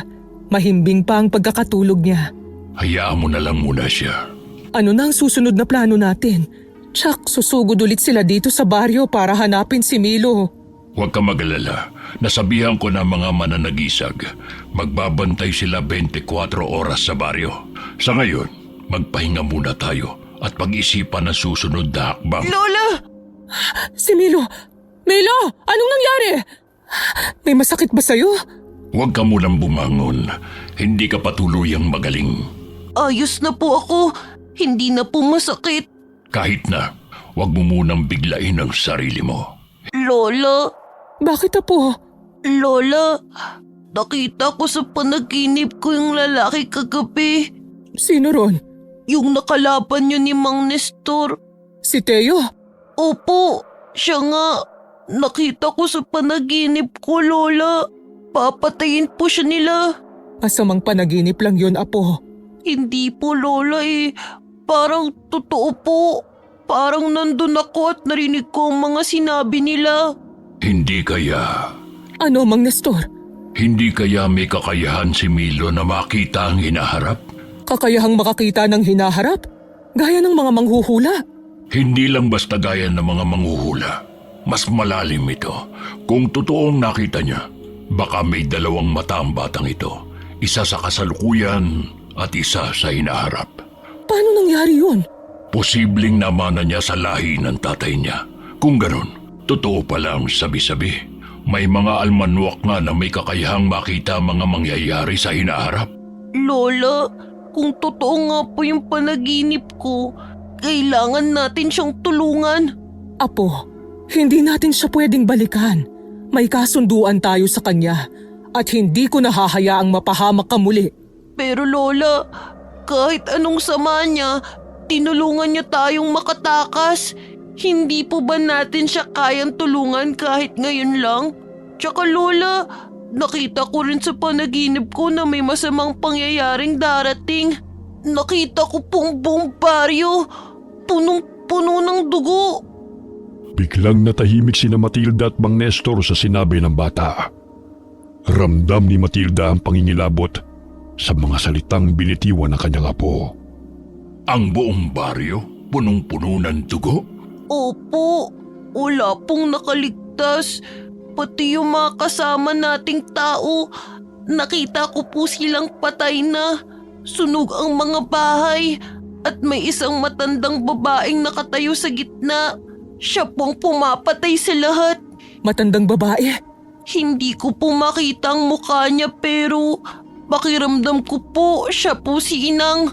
Kung totoo nga ito, hindi lang si Teo ang nasa panganib, kundi tayong lahat. Anong gagawin natin? Kailangang kumpirmahin natin kung may nagalaw na nga ang inang nila. Kung tama ang hinala ni Milo, baka hindi lang kasunduan ang mababasag. Baka kailangan na rin nating lumaban. Baka nga ito na ang tamang panahon para tuluyang lumaban. Lola, kailangan po nating bumalik. Kahit tignan lang po natin kung nasan si Manong. Pakiramdam ko po, kailangan niya tayo. Huwag kang mag-alala, Matilda. Kami na lang ang pupunta roon at magmamanman. Dito na lang muna kayo ni Milo. Samahan mo siya. Mas mabuti nga siguro. Balitaan nyo na lang kami. Sige, dito muna kayo. Pupuntahan ko lang ang grupo. Kinagabihan na, isinagawa ng grupo ni Mang Nestor ang planong pagmamanman. Ilang oras na simula nung umalis sila. Bakit kaya hindi pa rin sila bumabalik? Nararamdaman ko pong ayos lang sila, Lola. Sana nga, Milo. Nandyan na po sila. Dahan-dahan lang, Milo. Hindi ka pa magaling. Pwede mo ba akong ikuha ng tubig, Milo? Sige po. Kumusta? Anong nangyari, Mang Nestor? Masigla na ulit ang apo mo. Oo. Ito na pong tubig. Salamat, Milo. Tama nga ang hinala mo. Nakita naming nakatali si Teo at narinig din namin bukas ng hapon, pupugutan nila siya ng ulo. Ano? Lola, kailangan po natin siyang tulungan. Doon ka na muna, Milo. Doon sa kwarto mo. Usapang matatanda ito. Pero Tama ang lola mo, Milo. Sige na, doon ka na muna. Huwag kang mag-alala. Pagpaplanuhan naming mabuti ito. Ano na ang gagawin natin? Susugod kami mamayang madaling araw. Umuwi lang kami para kumuha ng mga gamit at magpahinga ng konti. sasama po ko. Milo, hindi ka sasama. Dito ka lang. Pero Lola, Milo! Makinig ka sa lola mo, Milo. Masyado ka pang bata para lumaban. Hayaan mo na kami matatanda ang gumawa nito. pero po, Matigas talaga ang ulo ng apo mo, Matilda. Mana sa'yo. Sige na, gawin nyo na ang dapat gawin. Ako na ang bahalang magbantay sa apo ko. Pagkatapos magpahinga at makuha ang lahat ng kailangan sa pakikipaglaban, muling umalis ang grupo ni Mang Nestor. Pinatulog naman ni Matilda ang apo at pagkalipas ng oras ay nakatulog din siya. Pero maya-maya nalimpungatan siya at nakitang wala na si Milo sa kanyang tabi. Nakatulog na pala ako. Milo! Milo! Milo, apo! Nasaan ka? Uy, lintik talagang batang yon. Huwag mong sabihin, sinundan niya sila Mang Nestor sa kuta ng mga aswang. Naloko na. Maaga akong mamamatay sa konsumisyon dahil sa kanya eh. Milo! Milo! Parang may narinig akong kaluskos sa labas ah. Milo! Milo! Oh, si Milo nga yun! Milo, hintayin mo ako! Matilda, anong ginagawa mo rito? Sinundan ko si Milo.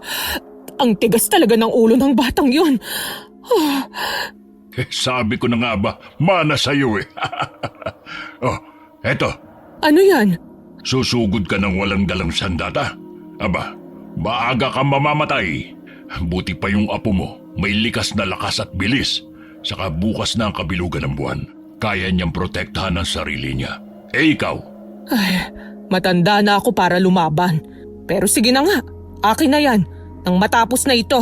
ngayon pa lang Matilda, dapat tanggapin mong hindi mo na kayang pigilan ang takbo ng tadhana. Hindi mo mapipigil ang bagyong paparating, pero kaya mo siyang salubungin kasama ang apo mo. Alam ko namang darating ang gabing ito, Mang Nestor. Pero iba pala pag naririyan na. Nakakatakot pala talaga. Lalo na kapag buhay ng mahal mo ang nakataya.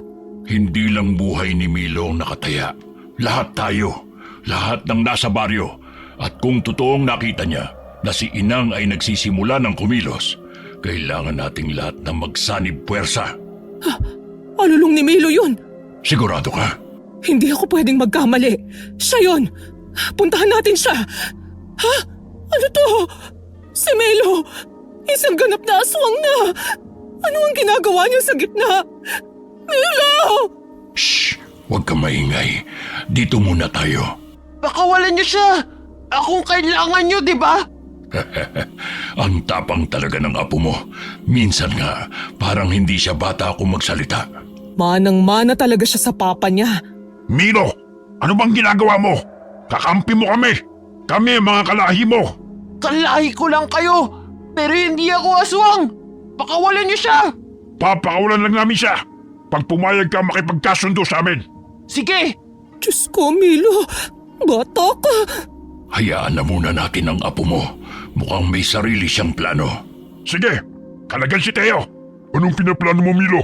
May kasunduan tayo. Abat, tingnan mo to. Siya na nga ang tinutulungan ni Milo. Mana at kapangyarihan pa rin ang iniisip. Kinalagan na nga nila si Teo. Pasugod na ang mga aswang. Sesenyasan ko muna ang mga kasama natin na magtago. Milo! Lola!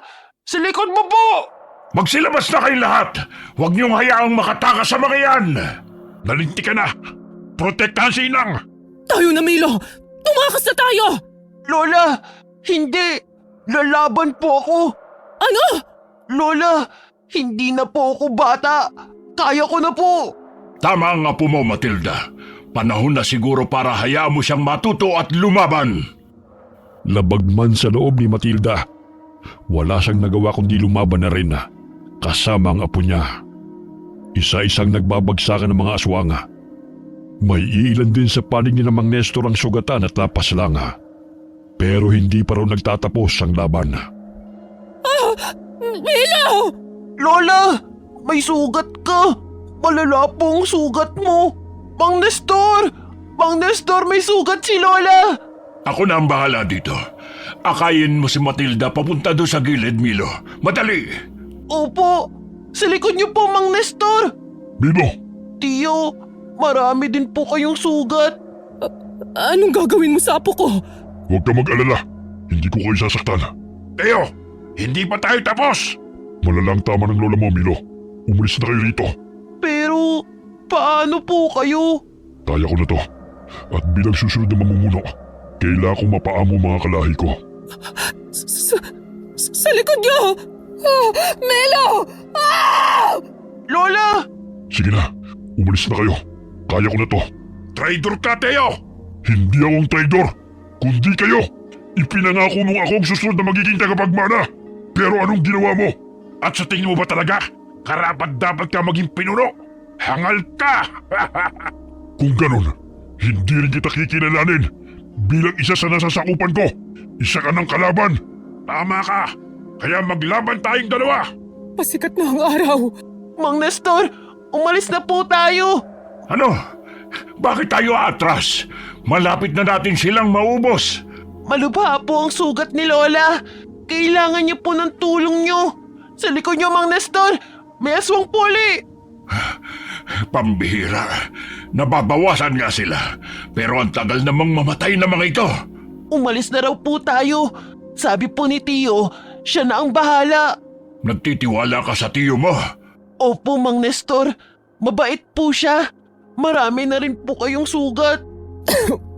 Milo, Lolo, Matilda!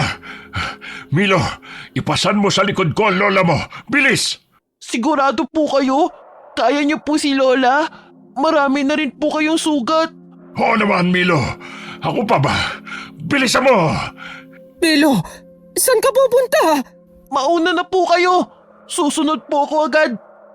Pagkarating sa bahay ng albularyo, mabilis na nilapatan ng gamot si Matilda. para maibsan ang sakit ng kanyang mga sugat. Dahil sa pagod ay nakatulog siya. Pagbulat ng kanyang mga mata, nakita niyang nakaupo sa kanyang tabi si Milo.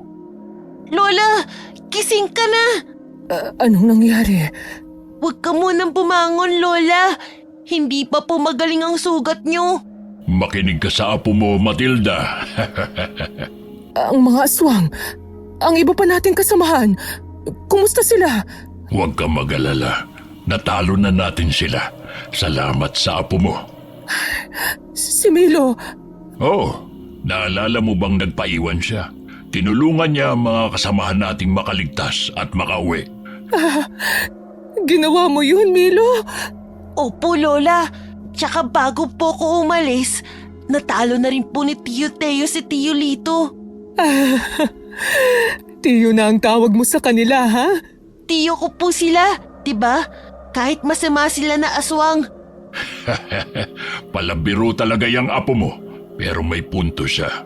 Pero Lola, saan na po tayo titira ngayon? Sigurado pong pinaalis na tayo doon sa dati nating bahay. Daming sira daw po kasi nung bahay dahil sa atin. Huwag niyong intindihin yun. Pwede naman kayong bumalik sa dati kong pinapaupahan sa inyo. Talaga po? Oo, pero may kapalit yun. Ay, Ano naman ang kapalit, Mang Nestor? Ikaw na magtitinda ng mga tinapa ko. At si Milo, gagawin kong kanang kamay ko sa pagka-albularyo. Gagawin mong albularyo ang apo ko. Oo, makakatulong din yon para matutunan niyang kontrolin ang pagkaswang niya. Aba, aswang pa rin niyang apo mo, no? At hindi ko hayaang makapinsala siya rito sa baryo. Di ba, Milo? po? Gusto mo ba maging albularyo? Opo, kung papayag po si Lola. Yun naman pala eh. Oh, ano, Matilda?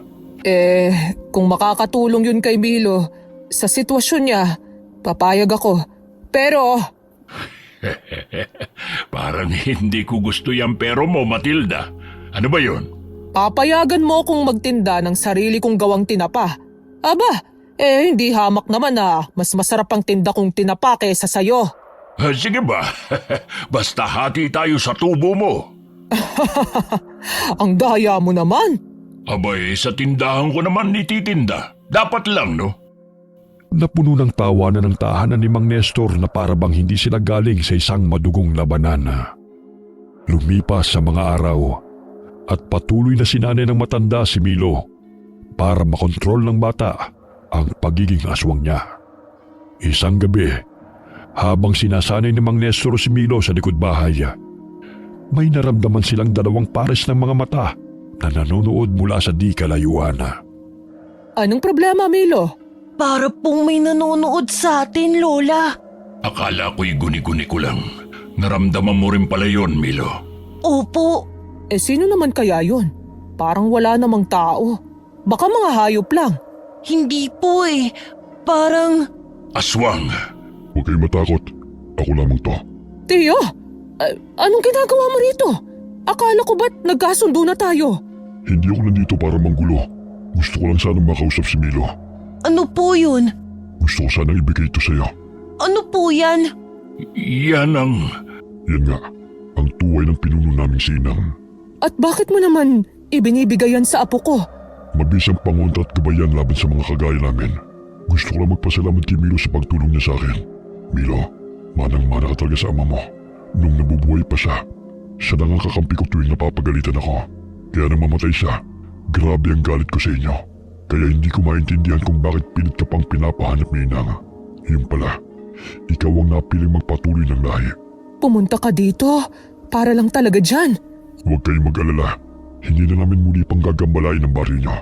Patay na rin ang mga aswang na umatake sa inyo. Salamat din po sa tulong niyo, Tiyo. At aasahan naming tutuparin niyo ang kasunduan natin. Makakaasa kayo. Paano? Aalis na ako. Ay! Anong balak mo? Hindi ka pwedeng mag-anyong aswang dito.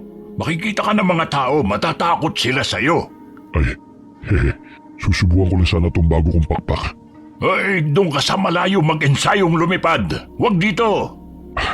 Sige ho, mauna na ho ako. Pasensya na. Pagkatapos ng gabing yun, hindi na muling nagpakita si Teo. Muling naging mapayapa ang baryo. Unti-unting lumakas muli ang negosyo ni Matilda sa pagtitinda ng tinapa. At hindi na rin sila iniiwasan ng mga taga-baryo.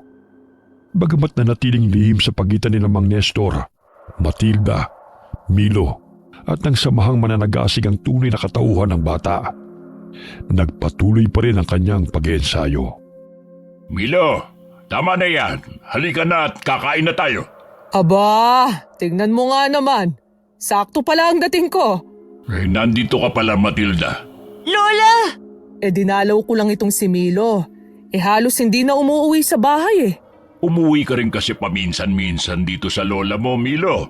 Ayan, nagtatampo na sa'yo. Ay, halika na. Kakain na tayo. Umuuwi naman po ko eh. Ano po palang ulam? Tinapa. Tinapa na naman? Purga na po ko sa tinapa eh. Lola, wala ka bang dalang ulam? Ay, oo nga pala. Meron. Ito oh. Ano po yan, Lola? Tinapa pa rin yan eh. Huwag ka nang magreklamo, Milo. Lola, mag-alaga na lang po tayo ulit ng manok. Mas gugustuhin ko pang araw-araw manok kaysa tinapa. Bakit nga pala hindi ka na nag-aalaga ng manok, Matilda? Para lang naman kasi kay Milo yung mga manok na yun noon. Alam mo na, para pigilan ang pagkagutom niya. Pwede pa rin naman tayo mag-alaga ng manok. Aswang pa rin si Milo, pero sanay nang kumain ng nilagang karne. Hayaan mo, Milo. Bibili ako ng 45 days na manok. Mag-aalaga tayo. Yay! Kumusta pala ang pagsasanay niyo? Ayan, nakokontrol na ni Milo ang pagiging aswang niya. Mas gumagaling na rin siya sa pakikipaglaban. Pero mukhang hindi na matututunan ni Milo ang manggamot. Bakit naman? Paano? Tuwing nakakakita ng dugo, natatakot siya baka maging halimaw na naman daw siya. Lola, umaiwas lang naman po ko sa gulo eh. Pero apo, kailangan mong labanan ang takot mo. Kailangan mong tanggapin sa sarili mo ang nakaraan mo. Sa halip na katakutan, gamitin mo yan bilang inspirasyon para mas pagbutihan mo pa ang pagiging isang albularyo. Kahapon nga lang nung pinaanak namin yung kambing nila Maria, halos tumakbo na si Milo dahil natatakam daw siya sa dugo. Para saan pat nagsasanay ka, Milo? Kung sa simpleng ganun lang ay natatakot ka na. Labanan mo, apo. Sinusubukan ko naman po, Lola. O siya, tama na yan. Kumain na tayo. Gutom na ako. Kaninang tanghali pa ako walang kain. Naging payapa na ang baryo. Bumalik na ang normal na takbo ng buhay ng mga tao. Pero isang umaga, habang abala si Matilda sa pagtitinda ng tinapa sa palengke, isang kakaiba pero pamilyar na lalaki ang lumapit bilang customer. Nakasuot ng jacket at nakasombrero para matakpan ang kanyang mukha. Oh, sinobrahan ko na yan ha. Dahil suki naman kita eh. Oh, ano sa'yo? Magkano 1 kilo dito? 100 lang. Pero teka, ang dami yata ng kukunin mo. May tindahan ka ba ha? Wala naman. Paborito ko lang talaga ang tinapa. Ah, ganun ba? Abay, sige, sosobrahan ko na rin. Mabuti ka pa at ayos lang sa tinapa. Alam mo ba ang apo ko? Ay nako, panay ang reklamo. Lagi na lang daw kasing tinapa ang ulam namin. Oh, ito na oh. Pakainin niyo rin po kasi minsan ng karne. Kaya nga namimiss niya na daw kumain ng… Ay, sandali, bakit parang pamilyar ka? Nagkita na ba tayo dati? Hindi. Ngayon ko lang po kayo nakita. Sigurado ka? Para kasing… Ngayon ko nga lang po kayo nakita. Ito na ang bayad ko. Ah, bagong lipat ka lang ba? Oy! Teka, sandali lang! Lola, bakit po Lola? May problema po ba? Ninakawan po ba kayo nun? Hindi apo, pero kasi hindi ba't parang pamilyar ang lalaking yun? Hindi ko po alam, Lola. Di ko naman po nakita ang mukha kasi nakasombrero. Ewan ko, pero parang bigla kong kinabahan. May problema ba rito? May customer ka bang hindi nagbayad at tinakbuhan ka lang? Oh, Mang Nestor, ang langis niyo pong nakakwinta sa leeg niyo. Kumukulo. Itago niyo po yan. Baka may makakitang iba. Oo nga no, pero imposible namang dahil to sa'yo, Milo. Hindi kaya aswang yung lalaki kanina? Ano? May nakapasok na namang aswang sa baryo natin? Hindi ko alam pero iba ang kutob ko. Parang nakita ko na siya dati. Sigurado ka ba dyan, Matilda? Hindi, pero... Ay, Milo, wala ka bang kakaibang nararamdaman sa paligid? Gaya po ng Lola. Parang wala naman po. Hayaan mo na nga. Baka namalikmata lang ako. Siya nga pala, anong ginagawa niyo rito, Mang Nestor? Naisipan lang naming daanan ka. Galing kasi kami sa kampo ng mananagisag. Pero kung totoo ngang may aswang na naman dito sa baryo natin. Kami na pong bahala. Milo, magtigil ka. Hindi porkit pinayagan kita aabuso ka na. Bata ka pa rin, Milo. Hindi ko naman pababayaan si Milo, Matilda. Kaya nga po, Lola. Nandyan naman si Mang Nestor eh. Tigilan niyo akong dalawa, ha? Mabuti pa, tulungan niyo akong magbuhat nitong mga paninda ko. Ipasok niyo sa loob. Magsasarado na muna ako ngayon. Tahimik na sumunod sina Milo at Mang Nestor. Habang binubuhat ang mga kahon ng tinapa, papasok sa loob ng kanilang pwesto. Hindi na muling nagsalita si Matilda. Pero kahit abala ang kanyang mga kamay sa ginagawa, hindi mawala sa kanyang isip ang lalaking bumili. Ilang araw ang lumipas at pinuntahan ni Matilda ang apo sa lugar na pinagsasanayan nito kasama si Mang Nestor. Nagdala siya ng pagkain para sa dalawa. Tama na yan! Kakain na tayo! Malapit na kaming matapos. Sandali na lang. Ay, isa pa. Masigpitan mo ang hawak ng itak. Ibuka mo ang mga paa mo. Ay, pwede po bang mamaya na natin to ituloy? Gutom na po ako eh. Ang sabihin mo, tinatamad ka lang. Sige, isa pa. Ampa, madali kang mapapatid kung ganyan ang tindig mo. Pagod na po talaga ako, Mang Nestor. Kumukulo na po ang tiyan ko. Paano ka makakatagal sa laban yan kung parati kang nagpapadaig sa pagkulo ng tiyan mo? Kaunting pasensya, Mang Nestor. 8 anyos lang yung tinuturuan mo. Ay, kaya niya naman kasi yan. Sadyang tinatamad lang siya. Ay, sige. Yung latigo naman. Tamaan mo ang latang yun. Ay, kumain muna kayo bago lumamig yung niluto ko. Pwede namang ituloy yan mamaya. O sige na, tama na muna yan, Milo. Daig mo pang walang kain ng 1 buwan sa lamya. Ay, sa paghawak ng latigo mas gumagaling ka na. Pero sa itak, kailangan mo pa magsanay. Opo, tsaka kaya ko naman po, Mang Nestor. Gutom na po kasi talaga ako eh. O siya, tara na. Kumain na tayo. Ano po palang ulam, Lola? Huwag niyo pong sabihin, tinapa na naman. Siyempre hindi. Manok naman ang ulam natin ngayon. Nilagang manok. Ayos! Ano yun? Narinig niyo rin po bang ingay na yun? Oo, mukhang malapit lang. May bago na namang nakapasok sa baryo natin. Sa palagay ko, aswang nga yung lalaking nakita ko sa palengke nung nakaraang araw. Ay, Diyos ko naman. Kailan ba matatapos ang ganitong buhay? Palagi na lang tayong pinipilit makipaglaban. Palaging may banta. Ay, siya nga pala, Milo. Milo? Milo! Ba't tignan mo yung apo mo? Tinakbuhan ako. Talagang mas mahalaga sa kanya ang pagkain ngayon. Mabuti pa kumain na lang muna tayo. Mahirap lumaban ng gutom. Isa pa gutom na yung bata, oh. Pero, paano yung aswang? Baka mamaya makabiktima yun. Nandyan naman ang mga mananagisag. Kaya na nila yon. Naririnig mo ba ang sarili mo, Matilda? Hindi to pwedeng baliwalain. Pero hindi din pwedeng baliwalain ang gutom ng tiyan.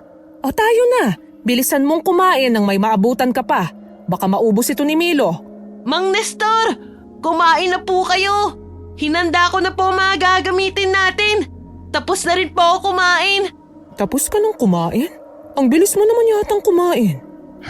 Akala ko ba'y pagod ka na? Malakas na po ulit, nakakain ni. Yan ba yung bagong hasa kong itak? Opo, dala ko rin po itong binabad nyo sa langis na latigo. Kapwa aswang mo lang palang makakapagpakulo ng dugo mo. Paano? Tara na! Sandali! Mang Nestor, hindi ka pa kumakain! Mamaya na lang pagbalik ko. Matibay naman tong sikmura ko eh. Ay, Diyos ko. Mag-iingat kayo, ha? Opo, Lola. Babalik po agad kami. Mabilis na tumakbo sina Mang Nestor at Milo para puntahan ang ingay na kanilang narinig.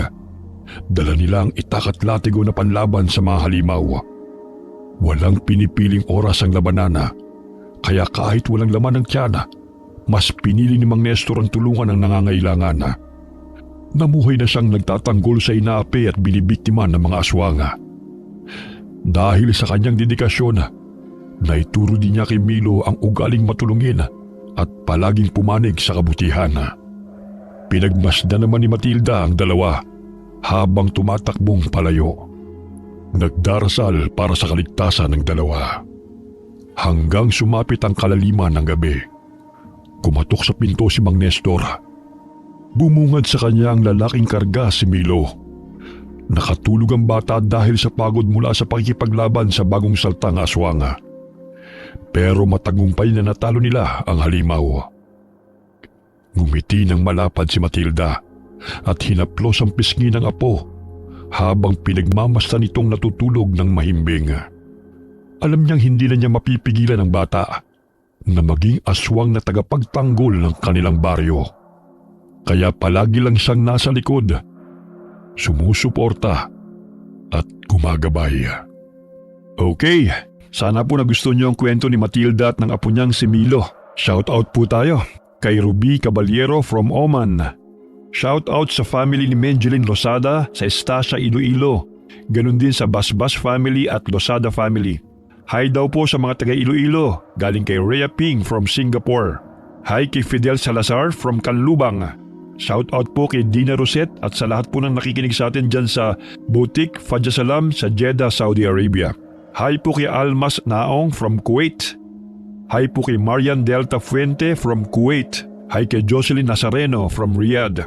Shout out sa Larato family, Hatiko family, Latas Salvido family, Jau Colan family. Hi po kay Lucita Reyes from Aroroy, Masbate. Hi kay Alice Tanglao from Occidental Mindoro. Hi kay Larnie Azurin from Hong Kong. Shout out po sa lahat ng mga nakikinig sa atin dyan sa Hanaya Style, lalo na kay Julie Baruela. Hi kay Gia and Emily from Tacloban, Leyte. Hi kay Neresa Dinagit from Dubai. Hi kay Celine Garcia ng Mere Love Salon. Shout out sa Deloro family at Gonzaga family. Shout out sa ESS Water Patrol Orion Dockyard Incorporated, Orion, Bataan. Hi po kay Jonalyn Marquez from Muscat, Oman. Hi po kay Hani Austria from Tokyo. Shin Orshene Abayon from Pampanga. Hi kay Cherry Ann Espere. Shout out kay Kyle at Kylie at kay Edwin Reyes galing kay Aiko Villesa from Bahrain. Hi kay Sally Albino from Kawayan, Isabela. Shout out sa mga solid income natin na sina Inang Ausa at Rowena Ausa from San Narciso, Quezon. Shout out kina Kaden, Mapu at Tonton. Hi daw sabi ni Lola Ami Yong. Shout out kay Michael Grencio at Brenda Grencio at sa mga roommates niyang sina Elaine, Joyce, Jen, Irene and Mark. Kamusta po kayo dyan sa UAE? Hi kay Rolly Ignacio from Alcobar, Kingdom of Saudi Arabia. Shout out sa Gonzaga family and Depalan family. Hi kay Joey Calderon from Kuwait. Shout out po sa mga anak ni Estela Punzalan. Shout out kay JR Losares at sa mga kasama niyang factory workers sa Lipa, Batangas. Kamusta po kayo dyan? Hi kay Jeneline Rodrigo from Cebu. Hi kay Lito Joe Nakana from Aba, Saudi Arabia. Hi kay Glenda Gilyado from Malaysia. Okay. Paalala lang po sa mga nagpapa-shoutout, pakilinawan lang po yung mga pangalan ha. Maraming salamat po sa inyo. Huwag po tayong mga kalimut magdasal and God bless po sa inyong lahat.